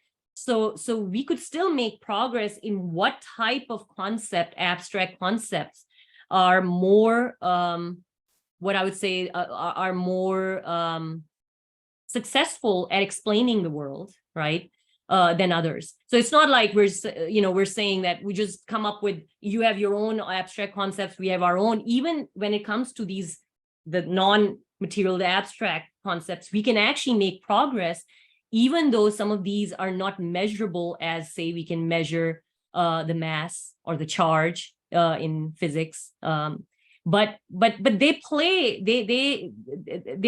having an effect in the world, and the way we know how they affect the world is something that is open to reason. And I think that's where people sometimes don't realize that reason is something that transcends science. Reason doesn't boil down to science, that it is something that, in science we apply it, but it's not all reasoning doesn't start and end with science. And I think that's where the issue is, that this whole thing of measurability, like if you can measure something, can we measure law of physics? We know that they exist. We're referring to something. And I feel like even there, what it means, what do we mean by a law of physics? There is a lot of interesting debate. Like some people will say, well, these are just patterns in nature. Some people tend to almost think of them as having some ontological status, as if they exist in some Platonic form and they are directing, you feel like when you talk to people, some people literally have that type of a view that you can't go against. It's almost like a God of science type view. Some people hold that type of a view of law of physics, while some of us see them as patterns in nature, and these patterns can change over time. And life actually, I feel like, really challenges us. Which is something I wanted to discuss, that do you think that there might be laws associated with life? Because there are some biologists who are going more and more towards that maybe there are new types of laws associated with biology that are not reducible to laws of physics, but they stand on their own. And this kind of is really talked about when people use the term strong emergence. Whereas there's a concept of weak emergence in which they say that, okay, there aren't any new laws of biology. It's all pretty much, it pretty much, like physics is all complete. In whatever you need to know about biology, physics gives us a complete view. It's just that when we form our explanations, it's more useful to talk about it in higher level explanations, but really there isn't anything new there. So this is the thing that kind of bothered me. I mean, personally, I feel like there are genuinely new properties in the universe as the universe has evolved. So maybe I am in the strong emergence category. I don't understand how they're there, but I can't deny their existence. Like, I don't know. I mean, I can understand that you're not going to find any conflict with physics, but the questions about biology aren't even a question about physics. So what does it even mean to say that it's compatible, right? When people talk about, I'm sorry, I'm trying to pack too much in there. But these are the sort of things that kind of bother me. That do you think that there are any type of new laws of biology, or maybe the way we talk about laws is just the wrong way of talking about things? Quickly, before we answer that question, I'm just going to open it up now to Q&A so everyone can put their hand up if you want to be involved in the conversation as well. And excuse me, sorry, you can continue that answering that question. Just a quick answer then. It seems to me that physics itself is answering the question. Physics itself discovered that the idea of physics being complete is nonsense, and that's what happened when quantum mechanics was discovered. And the same is true, it seems to me, for the general theory of relativity.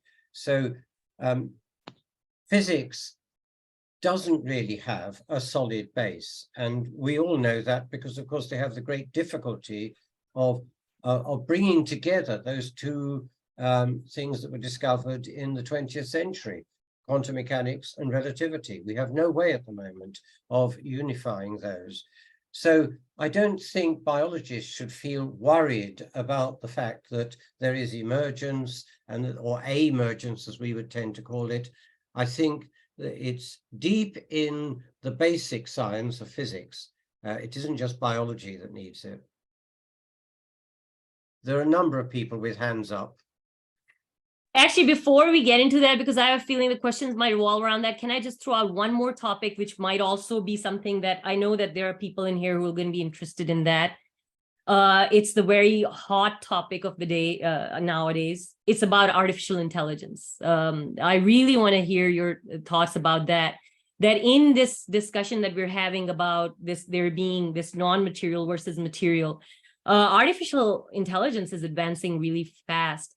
And, you know, it's learning from our culture. We're teaching it our culture. We're teaching it our language. So in that sense, we are kind of, are we giving it that cultural context that you guys talk about? And, you know, eventually that it comes to the point where it can be as creative and intelligent as we are. And some people would even claim that maybe more than us because it might be able to do things faster. Or is there something fundamentally different between intelligence that is algorithmic based versus biological based? I mean, I can just put out my 2 cents on that. I feel like people just keep overlooking the subjective aspect of, you know, what we are. I mean, unless we're saying that somehow the algorithms, once they advance to be on a level, somehow magically that thing just turns on. I mean, at some point we develop that too. We really don't, I mean, my point is that we really don't understand what subjectivity is. I mean, are panpsychists correct? I don't know. I mean, like, you know, all we know is that people who look like us, the other human beings and some other animals that we have shared behavior, they seem to exhibit behavior which shows that they have a subjective experiential world which seems to be pretty private to them. You know, like we can explain to each other how I feel, like if I'm feeling pain, happiness, joy, but I can't share that information as I can say with, if I measure the mass of an object. I could pick up a phone, as long as we have a unit that we've agreed upon. I could actually tell you, hey, cut me, you know, cut a piece of wood, which is, it has this dimension. But I can't communicate to you if I wanted to tell you what red feels like to me. You know, we might say we have an agreement on, oh, okay, I see that thing and we're calling it red. And there are good, maybe we could say good reasons to believe maybe that experience that I'm having is the same as you, but I don't know. I mean, how do we even test that? I mean, so that's my thing, that till we get a handle, I mean, unless maybe something magically is going to happen, but till we address the issue of qualia, I don't know what we're dealing with here. Definitely AI is getting really advanced. I mean, we almost pretty much automated most of the art we know, like paintings and stuff. They can give us all sorts of variation. So what are your thoughts on it? Do you think there is something fundamentally there that the algorithms don't have, that maybe in the future, I'm quite open to having intelligences which may not be just algorithmic bases, but of some substrate that you know, we might start playing around with certain substrates. Maybe there is some substrate dependent property that there is. So I just want to know this before we, and then after that, yeah, we can open up to the question session, even though I hear everything. So Jeremy's actually left because he had his question up and he felt like we were ignoring him. So we'll try to include everyone as much as we can. And if you do have a question and answer, to try and keep it brief and subtle, and then we can get along to everyone because we don't have much time. So Ray and Dennis, did you want to speak to what Sadia had just said? Chapter 7 of the book. Simple answer. What was that, sorry? Chapter 7 of the new book deals with artificial intelligence. Gabrielle? So since I've read that question, I'm sorry, could I just ask Dennis to just clarify what he said? I'm so sorry, because this is one of the topics I really wanted to bring in. I'll just be slightly longer. There is a whole chapter in the book on artificial intelligence, and we do propose a very important way in which silicon-based artificial intelligence cannot possibly reproduce water-based living systems. I think it then gets technical, and I'm inclined to think that given the time, we shouldn't try to go through the technical details of that.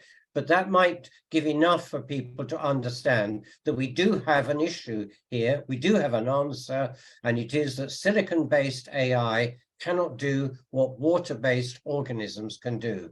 Very simple. Yeah, Gabriel? So what I wanted to know, maybe it's a clarification, maybe I have not understood you correctly, but well, you exemplified purposefulness in evolution or in biology in general by talking of a monkey grabbing a stone to accomplish a certain task. But this is an example of an individual organism acting purposefully.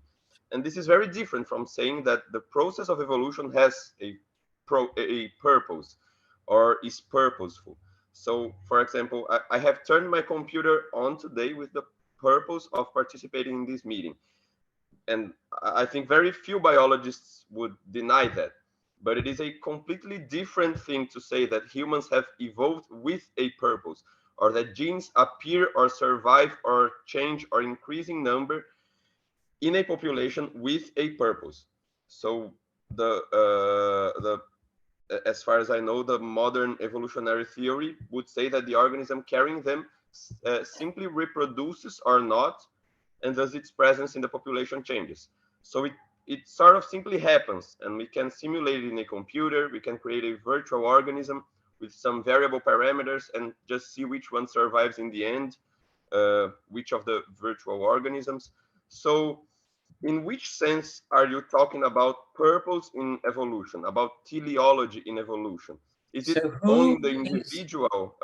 Yes. Individual. Got the question. So who is choosing who to mate with?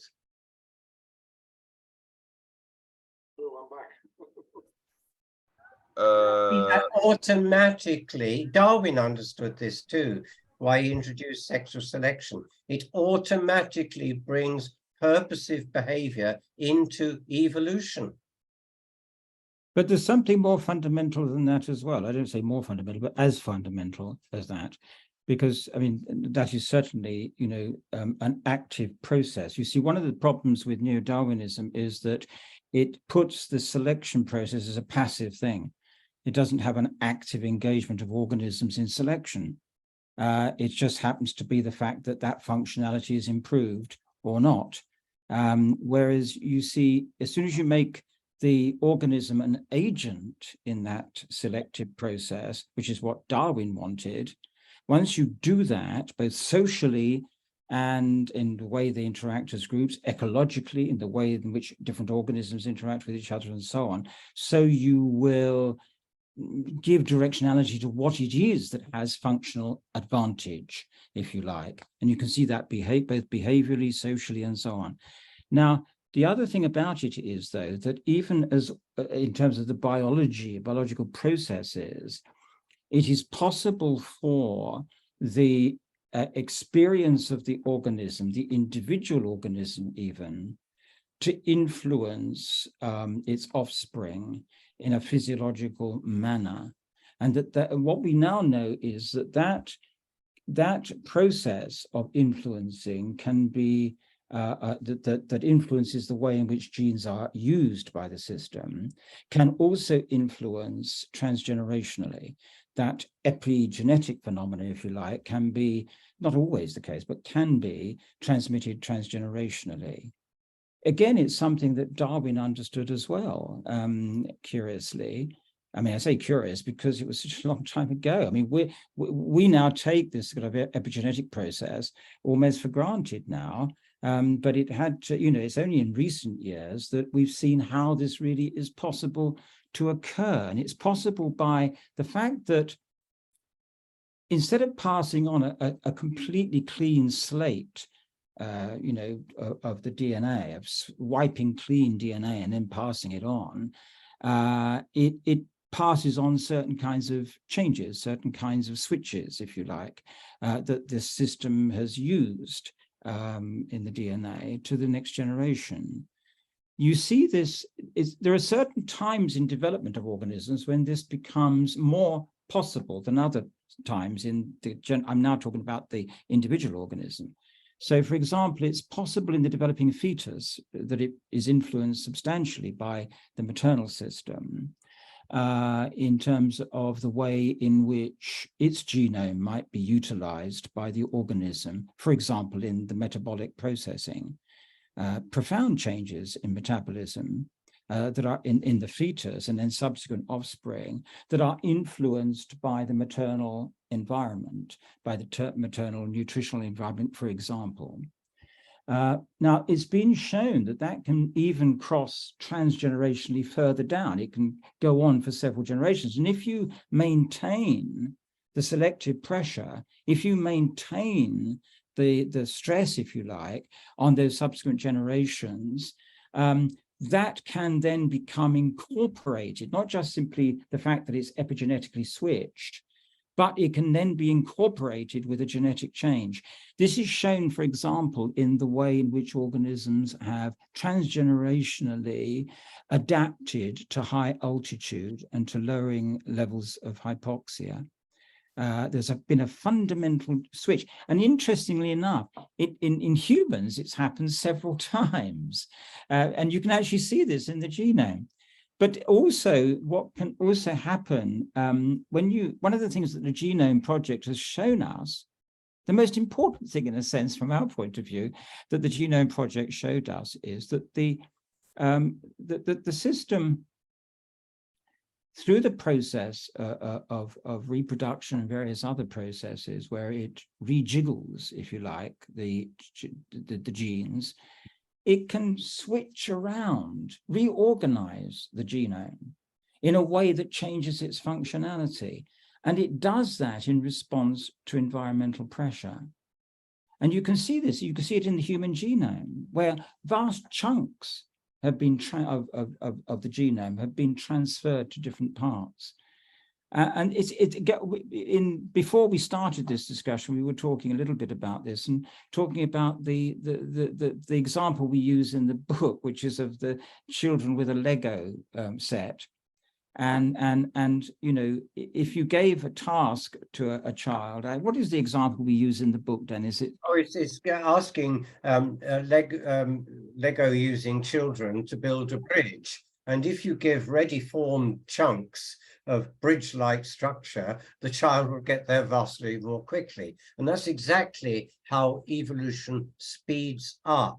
There's a kind of ratchet effect. Once you've got the ability to build things like this already formed, you get there quicker. That's the essence of the argument.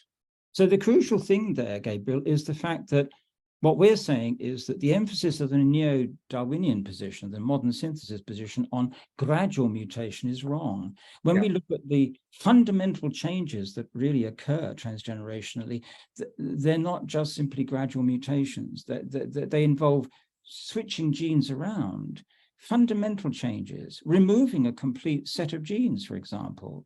We've known this for, the odd thing about it is we've known this for decades and decades and decades. There was a lady, what was her name, Dennis, who won the Nobel Prize for showing that these genes that she called Barbara McClintock showed it in 1950, published it in Nature, and she got the Nobel Prize in 1983, and then she was completely ignored because, of course, what she was saying was not acceptable to the neo-Darwinists. Margarita? All right.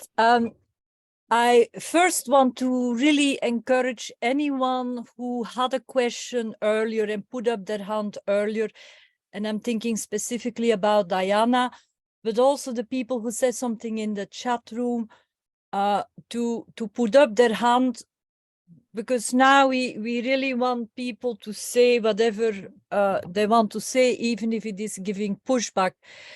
And I would like to introduce, there are here a couple of people from system science or socio-cybernetics. I mean, it goes by different names, but they're specifically looking at the whole system as a feedback, feed-forward process, so to say, and putting an emphasis on change. And so I hope that they will put up their hand when they're ready to speak. There is one person here that is Gerard de Zee, but there's also Jerry Chandler is here. I don't know whether he's hearing me, but maybe he'll jump in later. And Ray and Dennis, what I haven't heard you say, and I'll maybe use that as a starting point, is the role of language, because we're all using words to say this is what it is. But I think we need to kind of figure out, so who was the first to come up with the abstract, the ability to think abstractly? And abstractly is that you don't point your finger to something, it's something that isn't there, and that language is used for that. And so how have you really thought about the emergence of like abstract thinking, that is a way to kind of attack, if you want, or point out the weakness of Richard Dawkins, because he just assumes that is magically the program just produced language by itself. While in reality, we need to work to get an alphabet. No, an alphabet doesn't happen by itself. No, you need to agree on how you use symbols, and then you need to set up a school where you teach people how to use symbols. So if you could comment on the role of language, but I'm also inviting anyone with some experience in system science to kind of chime in, so to say. And then as a footnote, this is an ongoing conversation. Ray is on Facebook, so this is definitely not the end of the discussion, it's the beginning today. Go ahead, sorry, yeah. Answer quickly to you on that, Margareta. Birds teach each other their dialects.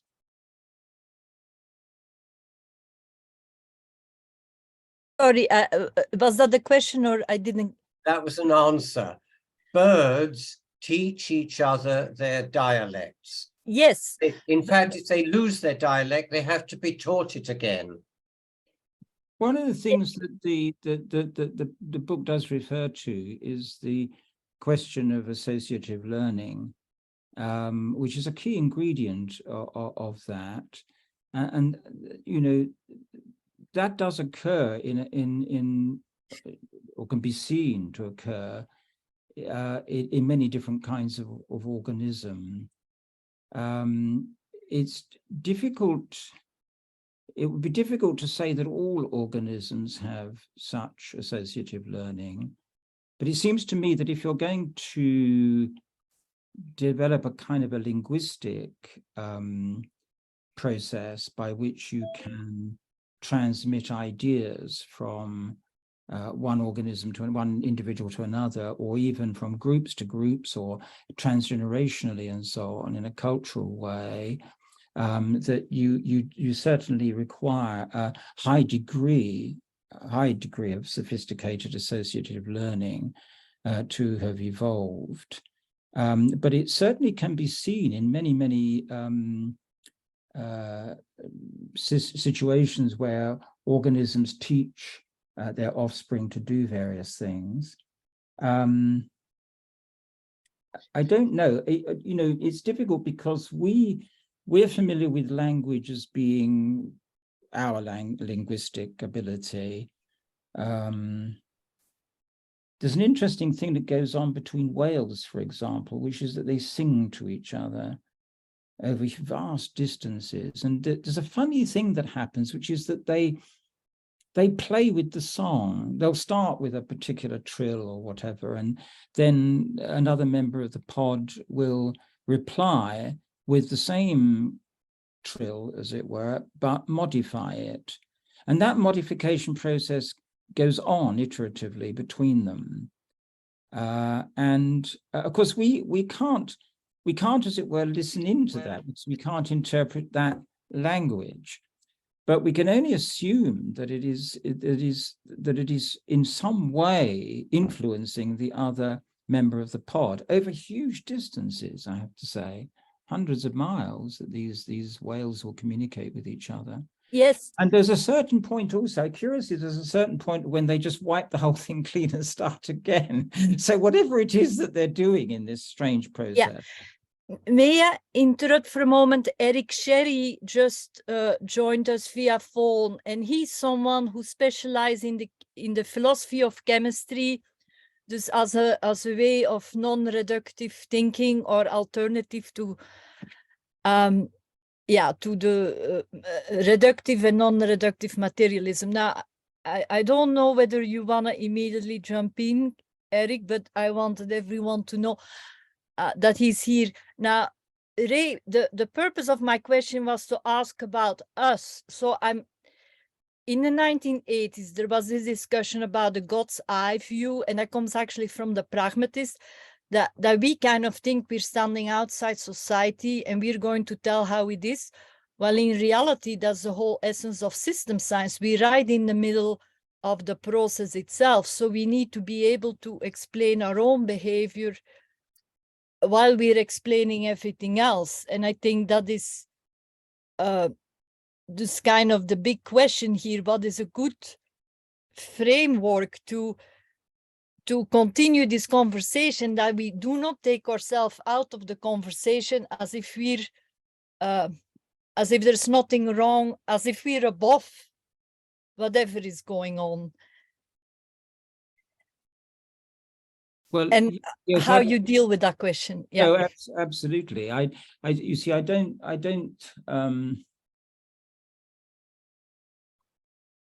It's extremely difficult, is the answer to that, because how do we as humans free ourselves from the, as it were, subjectivity of our understanding of ourselves? It's bedeviled science and science of biology for a long time. When I went into biology, I found many colleagues that would simply put the intelligence of humans so far above that of any other kind of organism that it enabled humans to do things that it would never allow. If you like, if you didn't have the concept that other forms of life didn't have the same kind of feelings and sensitivity as we do. And now the more we learn about the sensitivities of other species, the more aware we are of the fact that we have to be responsible for what we do to them as scientists, for example. And it's something where my view has changed profoundly by experience.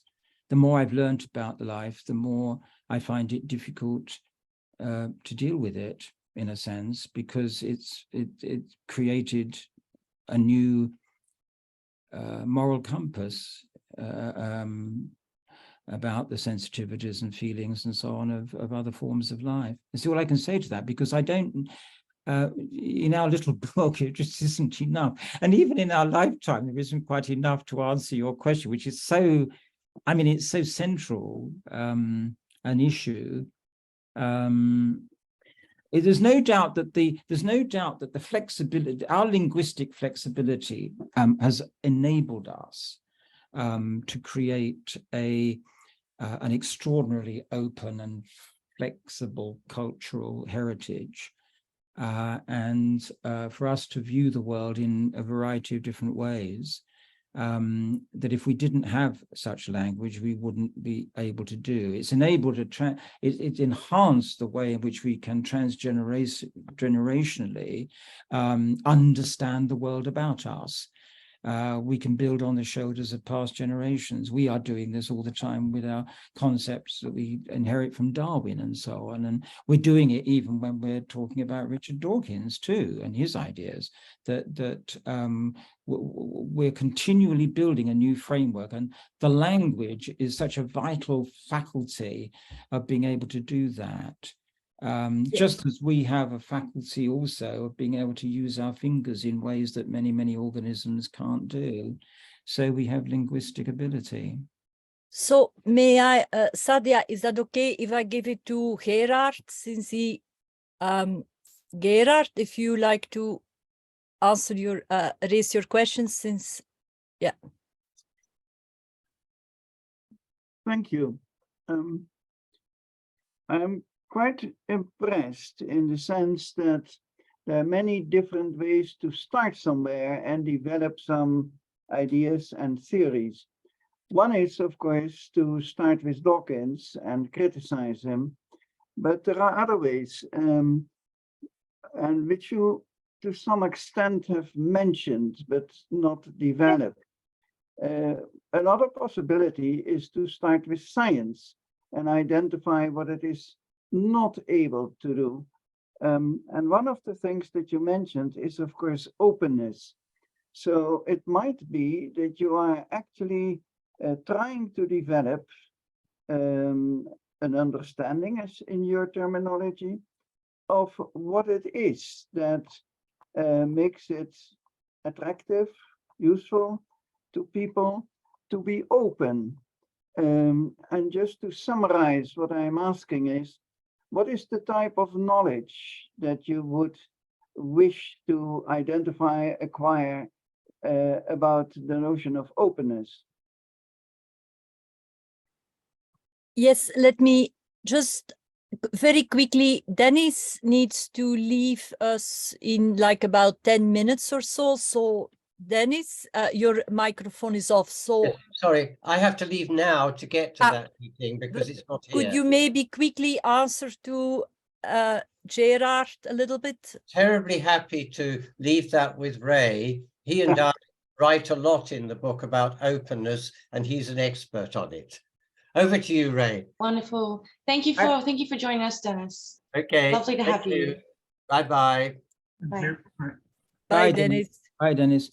Yes, I mean, I'm not an expert on openness. What I am, however, is somebody who's been influenced by the idea of an openness, of open systems, and particularly of open society. Actually, my background, you see, prior to being a scientist, was very much more in politics and philosophy than it was in science.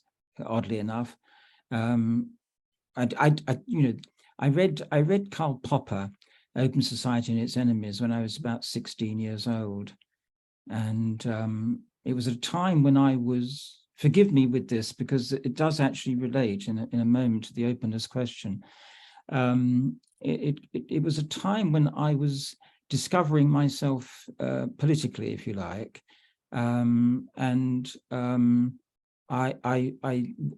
quite left-wing in people would regard in my views about society and the way society might organize itself to support the individual and so on, in education and things like that.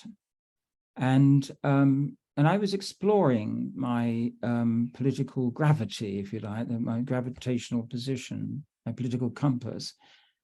And I started going along to various meetings, and one of those, curiously enough, was the meeting of the Communist Party, and well, worth exploring. My father had been a communist back in the 1930s, and I was intrigued to know why, and so on. And what disturbed me so much about it was that it seemed to create a picture of a society that was somehow or other fixed, rigidly fixed.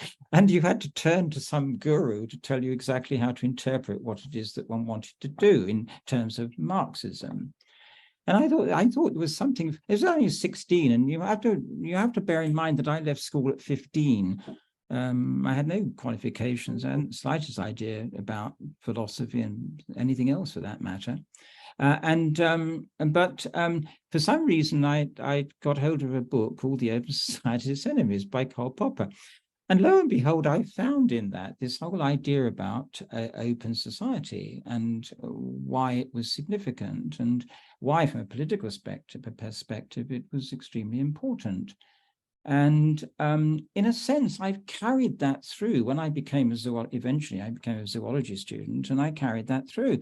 And when in the 1970s, I found myself with tutors who were then beginning to present this gene-centric view, my immediate concern, you see, was that it was closing the system down. And I thought that this can't be how a system functions if it's going to be creative. Where would be the creativity?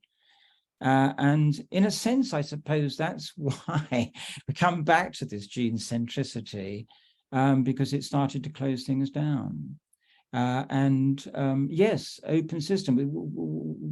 You see in the book that we're heavily influenced by the idea of open systems. You cannot have the kind of creativity that we're talking about without the system being open. And that level of openness increases as you come away from the molecular to the higher organization, if you like, the more organized structures, and then eventually the psychosocial level, the more open it becomes. And language becomes an inherent part of that, because what you can do with language is so flexible.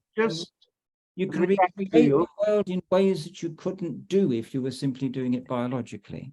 Yes. So, Gerard, react because it's important. You mentioned that this idea of the gene actually closes openness down. Now, there's a good reason for it, because if you don't close things down, you will never be able to use the scientific method and never be able to identify knowledge. So the open question is, if we are taking openness as outside of science, then we must develop something to identify what it is we want to know about openness. I don't quite agree that science can only give some of the answers. It can't give them all. No, that's not the case. That is science in the sense that we usually identify science, which is always based on physics, cannot answer those questions. There are many other ways of trying to answer it. For example, game theory was developed actually to jump into the hole that was left open. But maybe there are other operations research, etc. So the question I have for you in your book, are you trying to identify a way, a method, a support system to be able to become more open, or even to introduce openness or maintain openness, which is one of the most difficult things, as you know? That's a good question. That's a good question, and I don't know the answer to that. Okay. What are we trying to achieve? We're certainly trying to achieve a change in the way science views certain things, such as behavior of animals and the behavior of us. We're certainly wanting us to move away from, well, there are several things really. One is the gene centricity, because we think that has been a malignant influence, on the way science has developed in biology. for 50 to 60, 70 years. I think, therefore, we would like to open that up. What we invite people to do is to consider things in a different way, which is to look at the way the system operates as a system, rather than simply the sum of the parts that make it up. Funding agencies in science have often pretended, if you like, to be interested in systems, but only because they think that we know enough about the reductionism now to be able to put it all together. In other words, you take all the things we know, take all the cells and you record them and you say, this is how a heart cell works, this is how a nerve cell works, and so on. And somehow or other from that, systems to them was putting the integrative, was to just simply put together that, and somehow or other there would emerge this idea about how the system works. What we're saying is, no, you can't understand it like that. You have to understand that the system is working through nested constraints at different levels. So you start off with, you don't start off actually. If you considered, for example, the way the cell functions, and take, for example, the heart. Yes, you can take an individual myocyte and you can study it and you can learn an enormous amount about it. But the way the heart works isn't just simply the sum total of all the myocytes. It isn't simply the sum total of it, because curiously, what happens is that the physics of the heart changes if you put it together. The way the pacemaker works, for example, depends on the load that is applied to it. And the load that is applied to it, electrically I'm talking about, and the load that is applied to it depends on how many of the cardiac cells you put into place in the model. There's a curious thing that happened. Denis has gone, but he would be able to tell you this strange thing that happened in his work, which is that when he created the model of his model of the pacemaker, quite a complex model of how the pacemaker worked, he found in the modeling that the more of the cardiac cells that you built, so the more you built the heart, just simply taking what they knew of the mathematics of the way the system functioned, there was a certain point in which the pacemaker of the heart started to operate in the reverse way. It wasn't working from the center outward, but from the outward to the center. Now, this was just simply a feature of their model, but lo and behold, there was another group of cardiac electrophysiologists who were doing something very scientific, which was not just simply modeling, but they were removing bits of the heart. And eventually they found, curiously, that there was a certain point when they'd taken away some of these cells that the pacemaker altered its direction of electric current flow. You see. So now what that tells us is that there's something about the way the system constrains the functioning of the cells that make it up that is as important as what's happening in the individual cells itself. And we see that from cell to cell, we see it from tissue to tissue, we see it from organ to organ in terms of systems, and we see it in organism to organism. That ongoing levels of constraint that occur. And then, of course, you end up with the psychosocial constraint. And I don't know to the extent to which you can apply scientific measurement to that. I'm sure the people have obviously, tried to find out ways. I suppose it depends on what you're trying to do in science. If you're trying to predict a particular set of circumstances, and you may not succeed because those circumstances will be open to change from moment to moment. If, on the other hand, you might be interested in sets of possible circumstance, then you perhaps can do something different.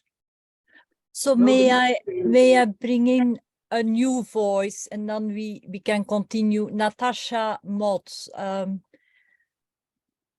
your question, did you have a question? Yeah. Yeah, it's building on all of this. And the question I was formulating all throughout was thinking about Popper's approach to traditionalism, and that we should be critically evaluating our traditions, the scientific research tradition being the main one he's concerned with. As we move into this complexity that we're talking about, the hierarchy, the systems, I don't know, and I haven't read everything Popper's written, but I don't know how he expects us to apply his falsification and things that he applied to reducible experiments in physics to these complex hierarchical systems. And I'm very interested in complexity. I'm going to the Santa Fe Institute in a couple of weeks, and every time I think about it, I'm like, how are we supposed to falsify anything with this many variables? And I'm just looking for some clarity on what you think about that.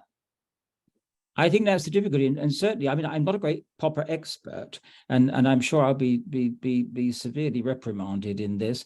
But I think this is the problem that Popper found with sociology, and indeed psychology.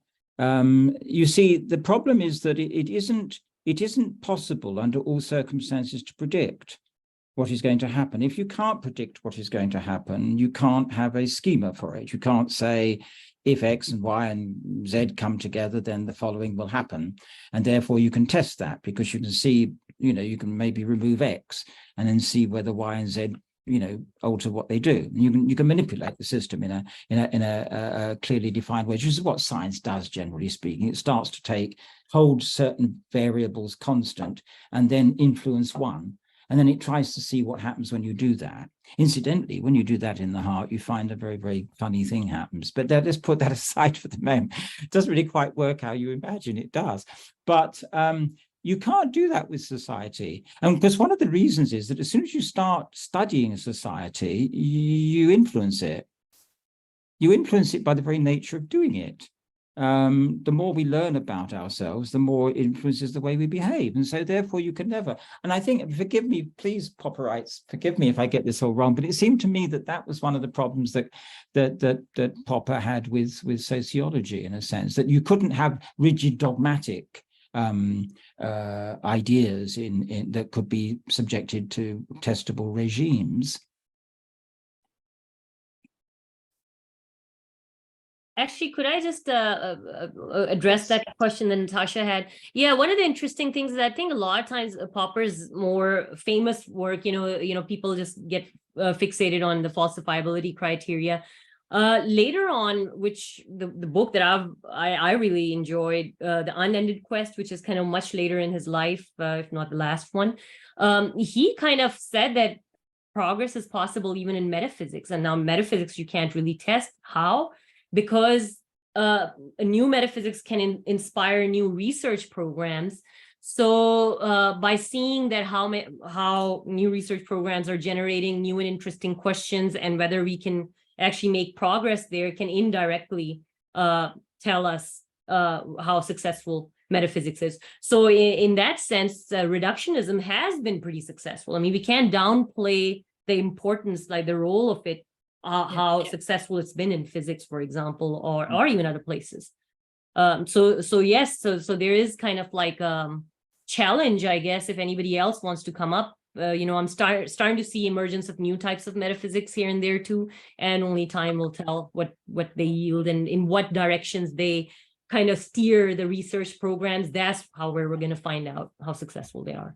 So just to respond to that, do you sort of mean, because I've sensed this from Popper as well, like when he's talking about proximity to truth and verisimilitude, that we can almost reach truth. I wonder if the same thing is true for science, like maybe psychology is almost science, and maybe some of these things about metaphysics is, it's kind of getting closer and closer to science. Do you think he would agree with that there's gradations of science in that way? I don't know if it's hard for me to predict whether he would agree, but I totally agree. I think the soft sciences, the reason why they are kind of soft is the level of complexity you're dealing with. It's really just hard to pinpoint. Like we try to look up causes and just the reductionism just breaks down, I think, for those sciences. Maybe holistically, when we look at those things, we are understanding something about ourselves. Marilyn, she has been here, I guess. Okay. Marilyn, I'll mute her. Margareta, okay. Yeah, got it. So yeah, I don't know if that answers your question. But personally, I think that, I mean, yeah, those are really tough. You know, it's, I think what we're seeing the failure of is we see the failure of reductionism applied to that. But that doesn't mean that's the only metaphysics there is, right? So, I mean, we could have multiple metaphysical viewpoints that serve us in understanding certain aspects of reality, I think. So now, I guess Sam is there, but before I give the word to Sam, let's be all very clear, we're languaging, and I had hoped that Gerard or Jerry would talk about that. We're using words, and we just assume that everyone else uses the word exactly like we do, and actually that's not at all guaranteed. And sometimes we even don't know ourselves what exactly we are referring to.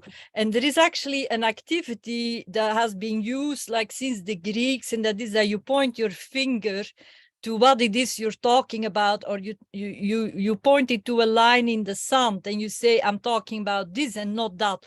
So there is a method to stop the hand waving. And I'm just bringing this up because I heard all these big words, and are we really understanding them all in the same way or not? And that's a very important question. And now I'll give it to Sam, and I hope we can understand your question clearly in terms of the words that you're going to use. Hi, thanks for the discussion. It's been very nice.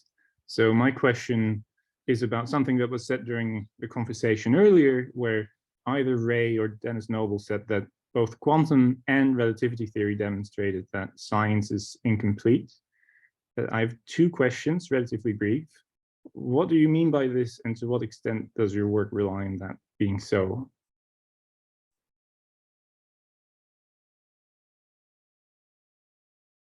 So rely on what exactly? Sorry, I didn't quite get the last. So what do you mean? Again, I'm not sure if it was you or Denis who said this, but what do you mean with quantum theory being incomplete? And to what extent is that something that is central to the work? I think it's not, but I'd be curious if it's otherwise. I can't answer for Denis specifically, but I think he's referring to the fact that you're never going to be in a situation where you can say you have a complete understanding just simply from that particular level of analysis, and that is becoming increasingly apparent. And whether you need a new paradigm, as it were, to understand something is a different matter. I think in biology, to some extent, we are suggesting that might be so, but we're only really addressing what we think has gone wrong. What we think has gone wrong. I mean, there are other people who would argue differently, but what we think has gone wrong with biology over the last 60 odd, 70 years. For us, that needs, I think it was in response, wasn't it, to somebody asking about the theory of biological relativity. And for us, you see, that just simply means that you can't ever find a particular level of functionality that has, as it were, priority over any other level. I've always worried about it. I mean, Denis is gone, so I can say this now. I've always worried about that, and we wrote in one of the papers we wrote. One of the reviewers pointed this out, and I thought they were absolutely correct, which is that to some extent, we are saying that there is a kind of privilege level, because we're trying to say, you see, that the privilege level is actually the psychosocial level, because our ideas influence the way we behave. And so in a sense, there is privilege level. Yeah, and I think that you see is what we're referring to when we, in our subject area, talk about relativity. And I can't answer for Denis in relation to the idea of quantum mechanics because it's not really my field. Right. But I know that's terrible to say. It sounds like Richard Dawkins say, "Well, I'm not a philosopher." but you know, I mean, for me, I think we are trying to say to people, look, there may well be a certain privilege to certain levels, and that level is the psychosocial level, because it's that which has been so badly neglected. Right. Great. Thanks for your answer. So could I jump in, because my question was precisely about that. Of course, yeah. Sorry, somebody said something in there. Oh, All I right. just said, yeah, of course you can jump in. Yeah, so yeah, my question was about that circular causality as I was trying to reconcile it with the whole purposiveness.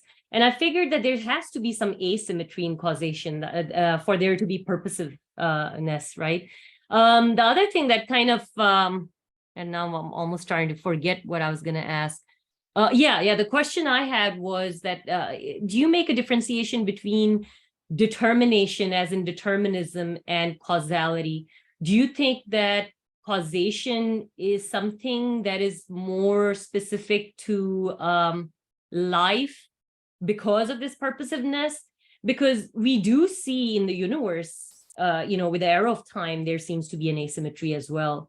And that is one of the things that got me interested in actually a lot more than I ever was in life and its purposive thing, that the universe itself seems to have this arrow of time. And not just that, that arrow kind of also points in where the direction of where the complexity of the universe has become more interesting, more complex. So do you make any type of differentiation? The word determinism, anytime I've talked to people, I'm left kind of a little confused what people really mean when saying that laws of like universe is deterministic. Does that mean like there is some sort of a thing that is determining what's to come? Or does it merely mean that as the things come about in the universe, they're always in some sort of a web, which we can make sense of? Maybe that's all there is. But there also seems to be causation. There also seems to be this asymmetry in which I feel like in physics, we don't really recognize that. I think in physics, even though the word is used, the causality, but if you really look at the equations of physics, they don't care about any kind of causal arrows. We can kind of constrain to what might be the cause of something else in special relativity, but not like one event being the cause of another sometimes isn't really. Yeah, that's exactly that. That's spot on, actually, I think. And I must confess, I don't know all the answers to these things. I puzzle over this an awful lot. But one of the things that I never really liked was the sort of idea of sequential causality. A causes B causes C causes D and so on. The more I look at biological systems, the more I see juxtapositional causality. Now you may say, well, what does that mean exactly? States of being, if you like. We see it a lot in neuroscience. Part of my life, it always sounds as if I've got lots of different parts of my life over my history, which is true, I have. Well, part of that was being a neuroscientist. My PhD was in neuroscience. I spent... Commenting. Sorry? I apologize. I have. Oh, I see. Sorry. Yeah, I was going to say, as a neuroscientist, one of the things that struck me when I was studying the nervous system was how much it was sort of bubbling with uncertainty.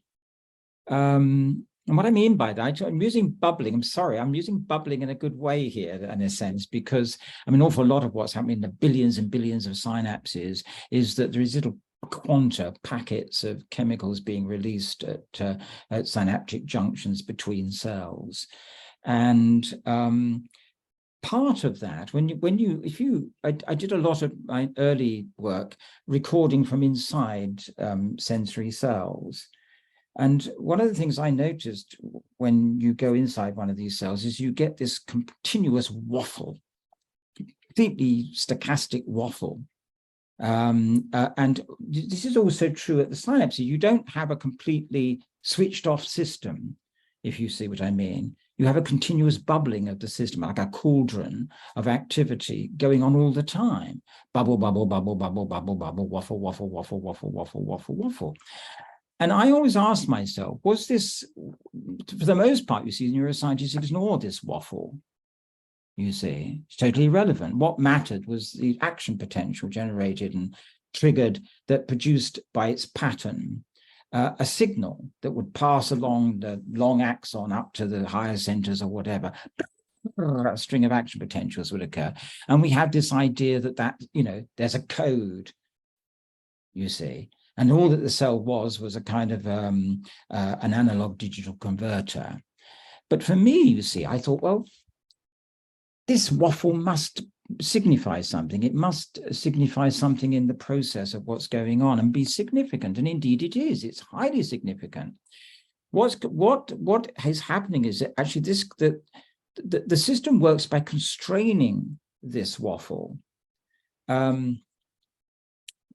Just as a cell works by constraining the ion species that move across its membrane and create and generate voltage gradients. And you see, it's the state of being, which is what I'm getting at, which is the voltage. That voltage influences so many other things that actually happen, to the molecules in the system and so on, and the functionality of the cell. Well, the same is true in my view of this sort of synaptic waffle, if you like. It can mean that at any moment there's an ebbing and flowing of how close to a threshold for generating action potentials, for example, that there is. And there's never a discrete signal actually in the system. You can have it amplified or you can have it suppressed by a whole variety of excitatory and inhibitory networks that interpose on it, that constrain the signal, if you see what I mean. So our system works very much by constraint, not A causes B causes C causes D. And that level of constraint can be raised or increased or diminished and so on. It's happening moment by moment as I'm speaking. It's all there all the time. It's going on all the time. Waffle, waffle, waffle. Going back to artificial intelligence, this is why it's difficult to, I don't mean that artificial intelligence couldn't be highly intelligent and fool us into believing that it had all the attributes that we have. In fact, I think one of the dangers of it is that it can easily fool us into believing that it has all the attributes that we have. But it certainly isn't doing it the way, at the moment, the way in which our central nervous systems work.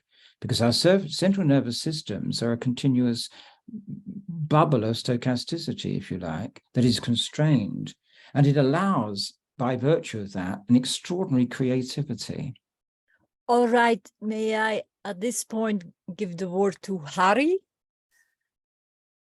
And I'm going to come back to your use of the word stochasticity, but let's first, Harry.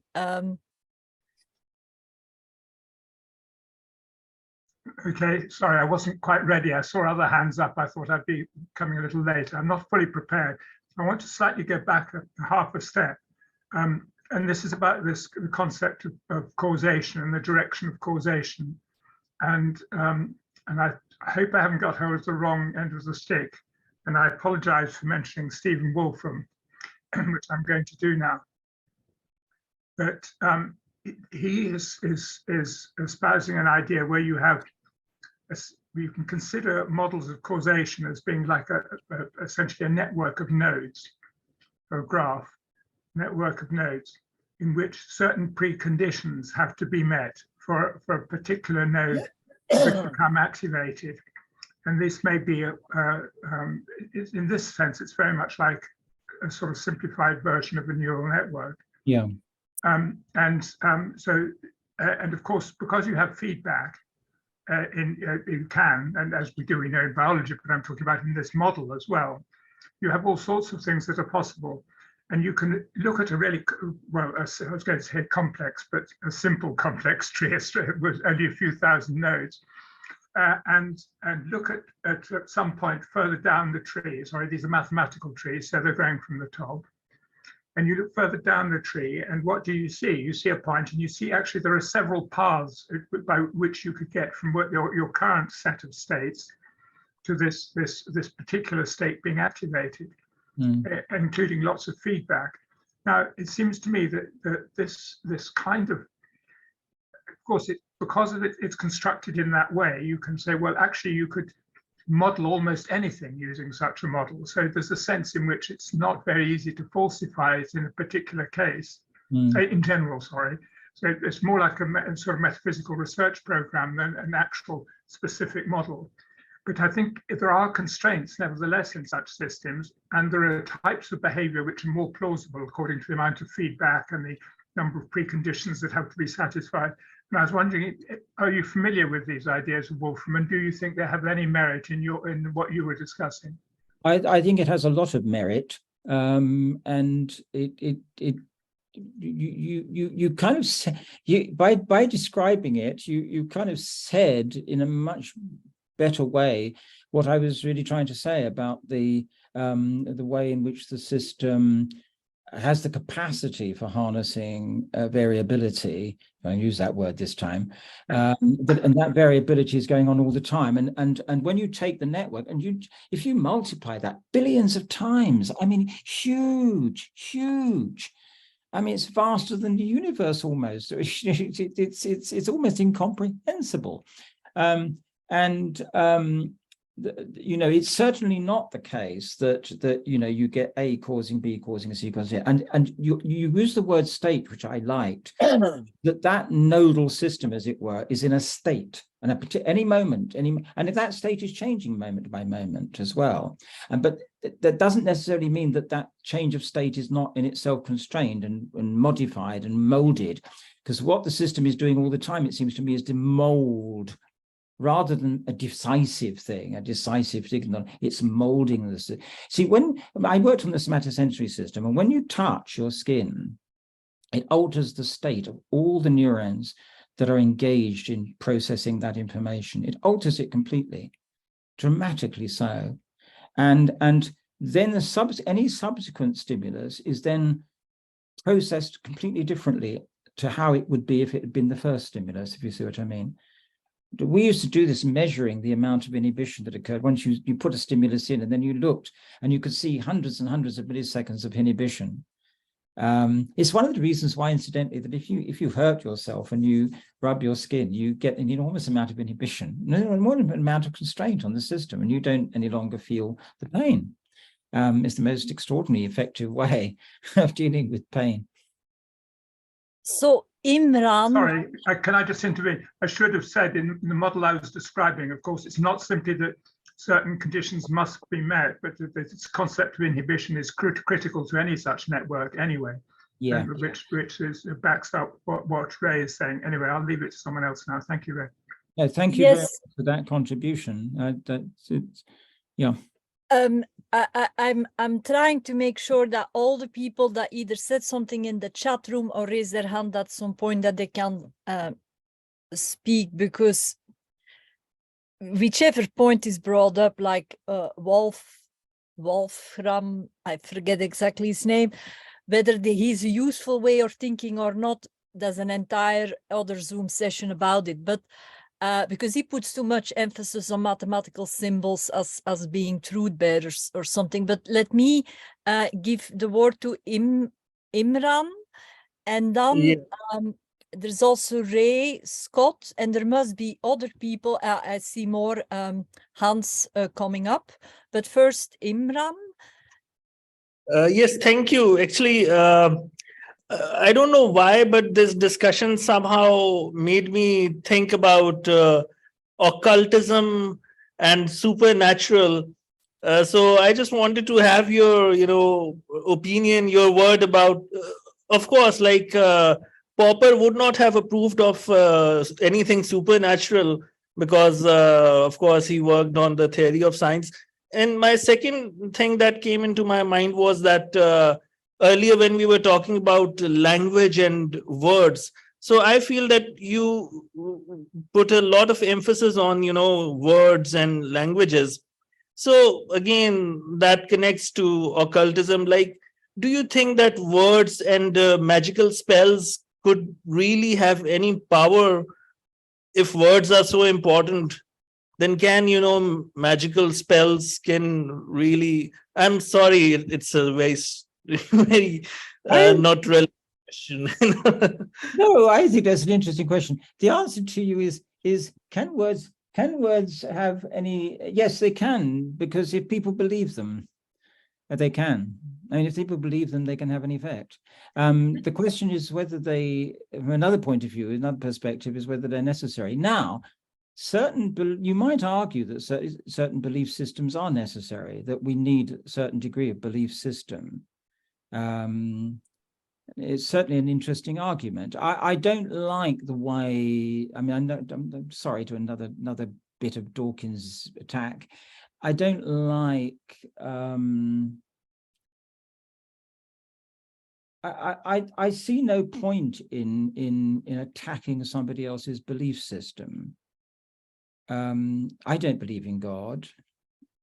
If somebody says to me, why don't you believe in God? I don't know the answers to those questions. You see what I mean? But I'm just being honest about my own kind of position. But I don't dogmatically reject any other idea at all. I can't. If people have a belief system, it matters to them, and it influences their behavior, and it influences the behavior of others. If we don't have belief systems, how would we behave? I have belief systems. I'm never quite sure what they are, but I have belief systems. I believe that people should be kind to each other. Why do I believe that? I have no idea. Well, I do actually, because I think we're in better well-being if we're kinder to each other than if we're nasty. I'd rather anticipate that somebody is being kind to me than anticipate that they're being horrible.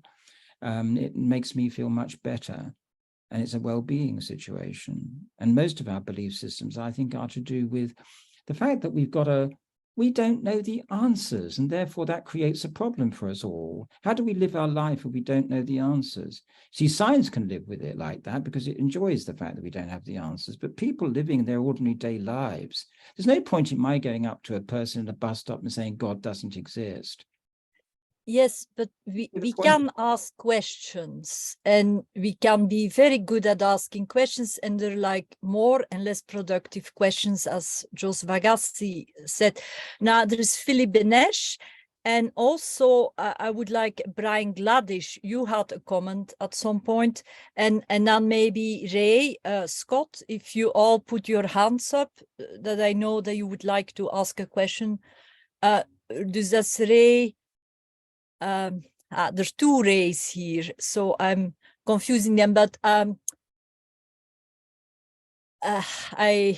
don't see the other Ray right now. But Philip Benesh, if you like to speak, and then there is perhaps Brian Gladish, if you like to put up your hand. Thank you. Okay, so I'm just joining rather late, and only interested in picking up on one tangent, one thread within the conversation. So I apologize if this is very much marginal to what you have said, but I was struck by something I think Sadia had mentioned, I believe, and maybe Natasha had also mentioned something on this regarding how what Ray and Denis are doing connects with Popperian focus on falsification and on the discussions in that traditional area of Popper applied to the philosophy of physics. And I think Popper's work was much broader than that falsification in itself was a way of enabling some aspects of the natural sciences to participate in a conversation that was already very active in the social sciences and the humanities, which was to critically assess knowledge claims and not simply to take knowledge claims that appear to be corroborated to be indeed true. So one is looking for counterindications to the truthfulness that had hitherto been claimed for such observations. I think in Popper's work all along, there is also this thread of emphasizing a need for critical openness rather than being fixed upon an alleged methodology of falsification.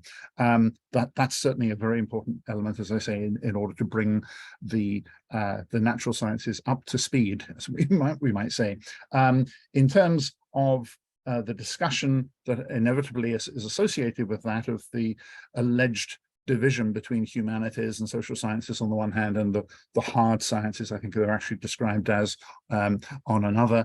I think this is overstated, and Popper himself frequently said that we use the same system of conjecture and refutation in reconstructing a medieval poem as we would in constructing a theory of radioactivity. I mean, the exactly the same methods are used regardless of the fields, and we are invariably guessing our way to knowledge claims without ever having a thorough or solid certitude with which to advance those. There is no advantage to further corroboration that would insulate a knowledge claim against further criticism or against further challenge.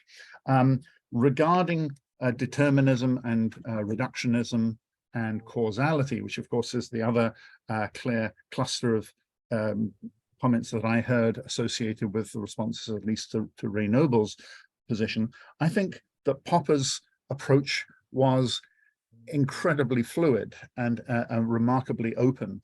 And for those who are familiar only or primarily with Popper's earlier work and his focus on the philosophy of physics, may I strongly suggest that they look, if they have not already, at his volume Objective Knowledge and Evolutionary Approach, and in particular the remarkable essay, which was originally a 1965 lecture on clouds and clocks, looking at the distinctions and the overlaps and of what were seen as two very different systems. When we talk about determinism, so often we have a clockwork conception of how determination occurs, and that a mechanism can be identified by science. Indeed, some would say that that is the primary focus of science: identify the mechanism and you have the key as to how everything works. And in reality, according to Popper, there is at least another area of phenomena that are not clock-like, and indeed many clocks turn out to be, on closer examination, relatively speaking, clouds. They are systems that are formed of parts that are sometimes temporarily associated and operate in a coordinated fashion for a period of time, and there are other examples of systems that are more rigidly associated. He, in the 60s and into the 70s, as he became more familiar with, or as he re-engaged with biology, I think you'll find in Popper's writings some wonderful concepts that were not immediately apparent in his earlier writings on the logic of scientific discovery or in the postscript, on downward causation, on the methods by which, for want of a better term, systems impose regulations, regulatory control over subordinate parts, and how even in those systems, you have a system that is a very broadly an open system. It is open in the sense that not all of the causation is self-contained. It is open to events or causes outside the system that can radically disrupt and transform the system. And then one final observation on the whole discussions, which again I thought was very interesting. I haven't engaged with some of this for some while. Both Natasha and Sadia, I think, raised this, so thank you very much for reminding me of this and thinking of this. But it seems to me, again, there is Popper's work, which he engaged in the one of the postscripts, the third volume of the postscript of the Logic of Scientific Discovery, but also towards the end of his life produced a series of lectures that were published as a thin volume on a world of propensities. The note moving away from the old models of determinism into a situational analysis, which indeed he has very substantially constructed in the forms of social science and in the forms of historical reconstruction, but as a general idea that what you have always is situations in which various agents or actors or ingredients coexist and are in a relationship one to another in that situation that profoundly affects how they will act in that situation. And that while there may be almost genetic-like certain propensities within or capabilities within the units, how those are expressed is very much dependent on the network of relationships in which they find themselves. And just to give one final example from that, he was talking in terms of, if you were looking at health policy for the future, trying to predict health needs in the future, one of the things that you want to do is to work out the longevity of the population, how long they will live. You need some sort of actuarial principles. Well, it all depends not only on the, for want of a better term, the genetic health and the health, the biography of health of the individuals who you are assessing, but indeed the social context, including whether there are pandemics and whether there are likelihoods of war, etc., as to whether longevity will be of one sort or another. That there are so many societal or systemic or relational and situational elements that have to be factored in, that you cannot simply rely on the individual unit or the propensities of just one unit in isolation. So sorry if I've rambled on too much a little bit. I mean, I would say a little bit more about social science versus others, but I think maybe I've exhausted. Sorry, go ahead. May I, yeah, so in a nutshell, go and read Objective Knowledge and Evolutionary Approach is a really fundamental book. Now, Ray, may I give the word to Brian, whom you know, and then we get a reply to all of you. Brian. So Brian Gladish actually introduced me to Ray and Denis Noble via the club of Mark Notturno, the Open Society Zoom club. Ray, Brian, sorry, go ahead. Well, I don't have a question exactly, because I pretty much agree with Ray and Dennis, at least on biology. But in the discussion, there seems to be this idea that can we make progress in metaphysics? Well, all that Popper was about was metaphysics. I mean, if you agree with the bucket versus the searchlight or whatever, all of these things are metaphysical. And so to dismiss metaphysics in any way is to I think, in fact, dismiss Popper. In addition, later in his life, he was clearly doing things that were axiomatic. All life is problem solving. This is an axiom. This is an a priori statement of the way the universe is. You know, and he also said all things living are in search of a better world. This is a clear a priori statement. So to dismiss the ideas of a priorism, etc., as metaphysical and not scientific is again to dismiss Popper. And so, and in terms of the social sciences, his discussion of non-determinism about how knowledge in science we can't predict the knowledge that will be produced in science, because each step forward causes different things to happen that we can't predict. And so we have a non-deterministic situation there. And in economics and in markets, we have the same thing, where people are doing stuff and everyone is moving constantly to try and adjust their plans with other people's plans. And so as far as what we can do in prediction of economies or societies, it really isn't going to work out. We can retrospectively explain certain things that have happened, but we can't predict. So the realm of unintended consequences is basically huge. So anyway, that's my only comment. I'm very enthusiastic about Denis and Ray's work, and I think everyone should read their books. And I'm happy that we've brought them into this Popper environment. So thank you. All right, maybe Sadia, and then Ray. You had another comment, Sadia?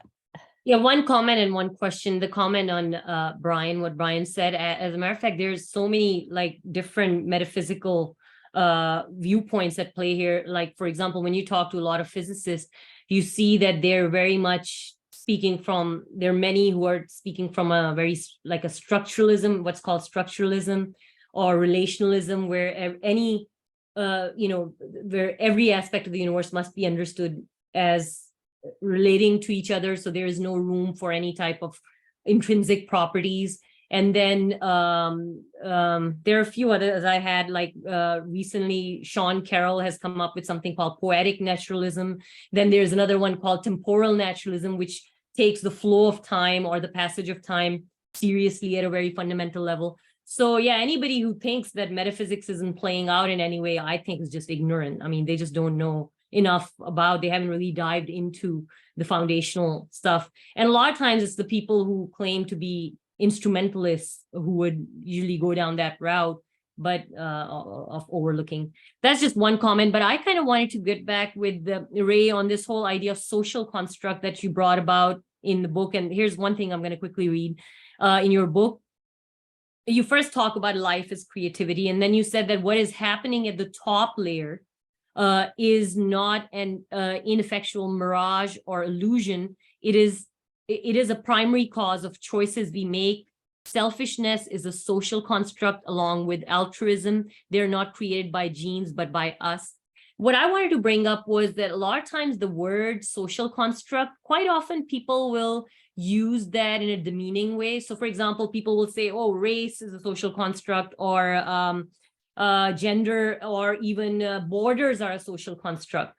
And even though they're saying that, I think they seem to use that argument to kind of just invalidate or just literally say what you're saying is nonsense, yet they replace it with some strong sentiments that they have about those, which kind of almost goes against, because they have their own value judgments on those things. I guess the question I had was about the comment you made about beliefs, that you said that, well, different people. I guess I would say that I pretty much feel strongly when I hear about people's beliefs, because I feel like beliefs dictate, or play out a lot in people's actions. Like when I deal back in Pakistan with a lot of people, things that are doing, and I feel like I have a certain amount of activism that I kind of try to convince people of otherwise, is because people's beliefs are actually, leading to certain things that go against human rights. But again, I guess the thing that I'm trying to say is that this whole idea of looking at the social construct, that means it's meaningless, again, seems to be something that stems from a reductionistic mindset. Because what these people are saying is, if what you're doing is somehow not programmed into your genes or anything, then it cannot be validated. So basically, in a weird way, they almost make what humans do as supernatural, almost not realizing that their reductionism is literally not accommodating the whole social construction that we actually do. And there's a reality to it. Is that whole thing that, somehow the humans stand apart from nature, but we are natural. That is natural to us. Why should that be something that is not on the same par as anything else? Why is it that somebody has to show that there is a gay gene for them to be gay, or why couldn't we have a discussion about what consequences, whether it's okay or not, or what we should do about that, be done in an objective manner at a society level. I think that, I guess what I want to highlight is that the whole idea that social construction cannot be dealt with objectively, I think, is a big issue that we are facing right now in our society. While the same people have very strong value judgments who actually ditch the whole thing, yet replace it. And when you ask them, they pretty much put it on emotions, and they're like, well, that's what I feel like, you know, and nothing else. Well, why should I listen to anybody else's emotions then? You have to give me some arguments for which I could, you know, agree to you that why we should or shouldn't do certain things in a society. So anyways, I just wanted to say that because you brought up that idea about beliefs, and then. Can I say yes, I agree with an awful lot of that. I think one of the problems that the reductionists have with the social construct or whatever one, and I take your point about the use of the word social construct, is exactly the problem you describe, which is that because it becomes to them rather nebulous and difficult to deal with, and yet when you look at the problems that we face, we humans, it is not at all insignificant. It is fundamental.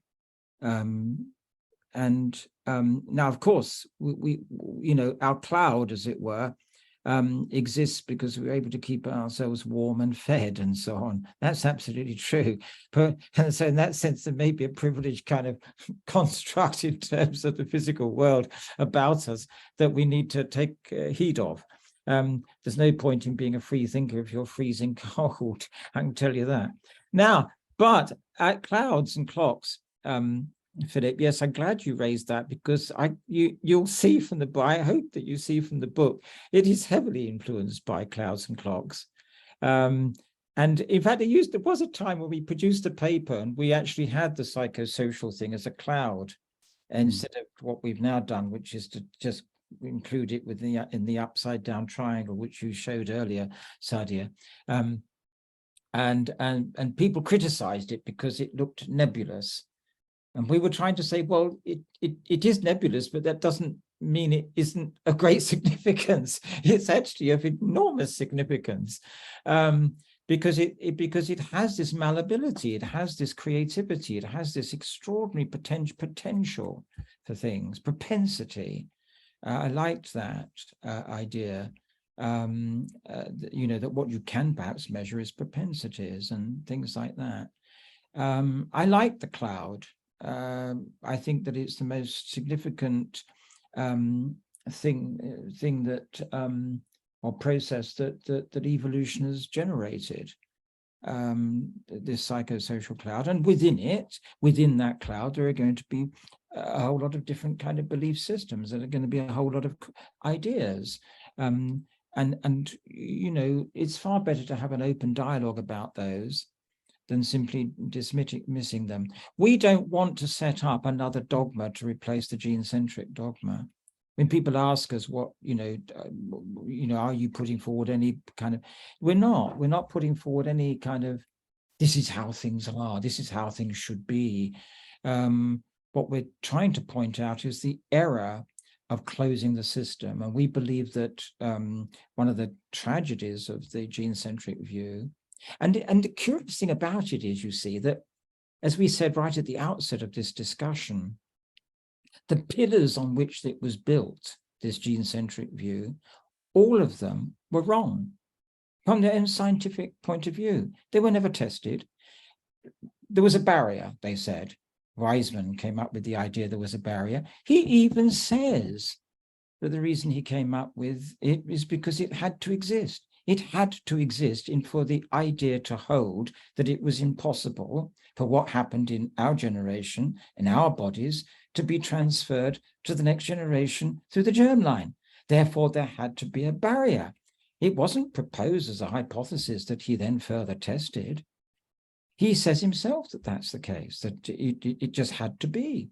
The same is true of the central dogma itself, that you can only have causation coming from, you know, the gene onwards. and you can't go backwards and affect the gene. Well, this was never tested. And in fact, when it was tested, it was shown to be wrong. So much so that we actually now use a particular technique, CRISPR, to actually change, to splice and change the genetic. We're doing this now in so-called modern medicine. This is an interesting thing, but that's what some cells were doing all along. You see, because it can work backwards, but this became a central dogma, a dogma. Now, interestingly enough, they called it a dogma, Watson and Crick. Now, then when he was questioned about what he meant by a dogma, he said, well, it was like creating science by a stroke of a pen. This had to be the case. And in India, and why did it have to be the case? Because the gene was central and causality. As soon as you said it, that anything else it could go the other way, you're now putting the cell in charge. In fact, the cell is in charge. The genome can't do anything at all without the cell instructing it to do so. I think one of the things we say in the book, that you get this erroneous impression that somehow or other what's inside the nucleus of all the cells is the central government or the local authority in the case of cells, let's say, and that we're always looking for the organizer in everything. It's a kind of we call it a mechanistic dualism, that you have to find an organizer of the thing that's organized, but actually the thing that's organized is the organizer. And that's true through all this, you go through all the layers of organization, you end up with a society. Well, the society is the organizer. But the beauty about society is that it can be open, it can be creative, it can be argumentative, it can put different points of view, and it can find different ways of doing things in life. Okay, maybe I'll interject a quick question. So the way that I moved along in Popper and understanding him better was actually by taking Thomas Kuhn seriously, very seriously. And he wrote somewhere, if you read a text of someone and you think it's stupid and idiotic and all the bad words, but now you try to think under which conditions is it actually a deep truth. And when you do that, then the whole world changes. Then you get a paradigm shift. And so what I found very unfortunate in Popper is the way he kind of had a habit of dismissing the language philosophers as if it was all about nothing. And he never did an effort to kind of say, now, why are they so consistent in talking about it? And then we get to what Imran brought up, the use of words, because we kind of talk about it as word magic and superstition, but actually we do things with words, and that is the way Popper made the difference to me. And I'm curious for you, Ray. There wouldn't be science if there was not the written word. I mean, scientists, they wrote and they wrote papers to each other and they read each other's papers, and they needed paper and they needed a pen. And so this whole process of reading and writing and then having an entire textbooks industry that's stimulating our thinking. So now I have a trick question maybe for you, Ray, and that is the word stochastic. I mean, because what do you mean by, to me, that's the weak spot, if I may say, in your book, because what does this word mean? And could you maybe help us out?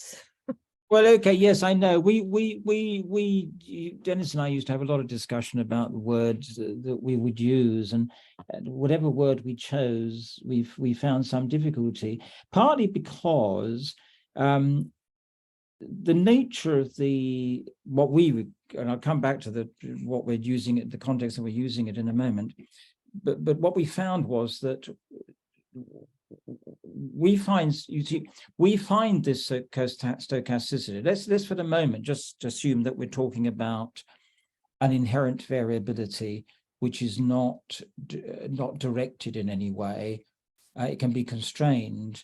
So we find it, for example, if you take a cell and you have a lot of, if you put a salt solution inside the cell, the salt, the ions of that salt will be randomly bouncing around.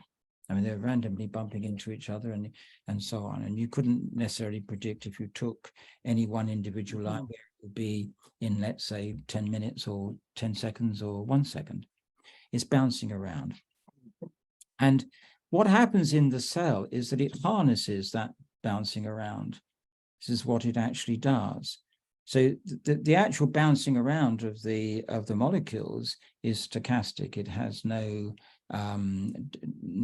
it's not directed in any kind of way, but the cell constrains it, and it constrains it by producing a semi-permeable membrane, by being a semi-permeable membrane. Now, what can happen then, and this is so vital to almost all the functioning of the body, what happens then is that if you have a salt solution inside the cell and a lower salt solution outside the cell, let's say you had pores within the membrane that enabled certain of those ion species to cross, but not others, then just by random chance, they would do so. They'd move down, as we say in physiology, their concentration gradient. More will be leaving the cell than will be entering the cell at any one moment. Now, what that does is to transfer ionic charge from the inside of the cell to the outside. And it creates a voltage difference between the inside of the cell and the outside of the cell. That whole process is produced by both the constraint on the one hand of the fact that the molecules are constrained inside the cell, and the control of them by little channels in the membrane. They can sometimes be gated, if you like, and opened and closed. And curiously, many of them are controlled by the very voltage that's created by the stochastic process of the ions simply moving by random chance across those channels. So when you look at what's actually going on physically with the science of any of the cells of our body at any one time, that extraordinary stochastic process, that, as it were, Brownian motion, but in this case, we're talking about ions, is being harnessed by the system to generate electrical potential. And you know, that's really what we're talking about, stochasticity. But you can also see it in various other parts as well, which is why I said that you know, it varies depending on what particular part of the system you're looking at. If you're looking at the genetic stochasticity, you're talking about the random errors that occur in the base pairing. Yeah. Now, they will occur at random, and they have to be repaired by the system. Otherwise, they'd accumulate so rapidly that the system wouldn't be able to function. So they're continuously repaired by the system. There's a whole lot of enzymes that move along repair enzymes. It's a wonderful process. This is why Denis came up with these things like dance to the tune of life and things like that. So it's true that we use stochasticity to talk about those conditions which are simply determined by the inherent variability or chance variability of what is being constrained in the system. And we decided we'd use the word stochasticity. Oh, okay. Jeremy Shearmur is here back with us, and he had a question that we somehow never oh, that's a shame. That is a shame. But he's still here. He's back with us, and maybe we can use that as the last question, because we're getting ready for the next session. And as concluding comments, so everyone, if you don't know Ray Noble, go on Facebook or visit the ourkarlpopper.net page, and you will see his email address there, or other contact information or ways that we can contact you, Ray. But let me now go to Jeremy and the question that he had for Ray. All I was going to ask earlier on was this. Suppose one went back to the instant after the Big Bang. Suppose one were to tell a story about developments from then onwards. Would you see the potential of everything that transpired later to have in fact been there at that point? Or do you see there as being genuinely the emergence of new things as we go along? Oh, Jeremy, one knew that the question would be so devastating. I don't know. And I think if you just want my personal view, I think it would be different. Sorry, different in what that we've got things now which simply weren't there even in a potential form earlier on. Well, I suppose, I mean, what would be potentially not feasible? I don't know the answer to your question, Jeremy, but I think that if there are multi-universes, for example, then I can perfectly well see how they might have evolved differently. But that's as much as I can say on it, because I really don't know the answer. No, this is fine. I mean, I guess my reason for asking the question is that it seems to me that in some ways, if you simply address the situation as we have it, then there are proponents of sui generis emergence who give diagrams rather like yours, describing, as it were, different levels and so on. But if one puts the question in a historical form, then it seems to me that, I mean, I'm not expecting you to say, oh yes, you know, in our next book, we reveal the truth about this, but just that the issue then becomes a little more pressing. And I remember when Popper was writing The Self and Its Brain, he was talking a bit about emergence and propensities and so on. And I effectively tried the same question on him, which it seemed to me he ducked. I mean, perfectly respectably, because I mean, it's just an incredibly difficult question. But I was just wondering whether programmatically you would put yourself in the bucket of people who'd say, no, in some sense, everything there in terms of potentialities was there from the word go, or whether you'd be more inclined to say, no, different kinds of things happen as we go along. I think I'm the latter. But you're absolutely right, though. It's where one decides to put oneself, in a sense. I think that Denis and I like the word emergence rather than emergence. The reason why we like emergence rather than emergence is because emergence implies that it must also have had a pre-emergence to be emergence, if you see what I mean. So we kind of said there are circumstances, I know it's terrible, it's dreadful, that there are circumstances when things just are, and that creates the potentiality for what it is. So the state is the state. It's the state of being, and it just simply was that state became. And as we call it emergence rather than emergence, as I said, because, but my goodness me, it's such a, we wrote a paper called emergence, actually it was a chapter of a book on emergence, but we wouldn't like to be able to, we wouldn't be in a position to defend it solidly, to be honest. No, of course. I mean, it has to be speculative, but your book I've ordered, but here, at least in Britain, it isn't available yet. It is now, I think, by Cambridge University Press. Certainly not on Google. If you go directly to CUP, they're now saying it's available. But I couldn't find it on Amazon or anywhere else. I couldn't find it available. Well, on Amazon, you can pre-order it. But my question to you was, are there references to these other papers in the book? There are lots of references in the book, and not to everything that people would. I mean, we're bound to have left something out. Of course. But we tried our best to be generous in what we've given. Thank you so much. Do please buy the book. It would be nice to know. I have. I pre-ordered the book. Thanks very much, Jeremy. My battery is going to run out now. Yes, well, that concludes actually the session. So thank you so much for your time, Ray. We really appreciate it. Thank you very much. It's been a fascinating discussion. And, you know, I always learn something from discussing with the Popper groups, you know, and if only I learned just how extraordinary a person Popper was.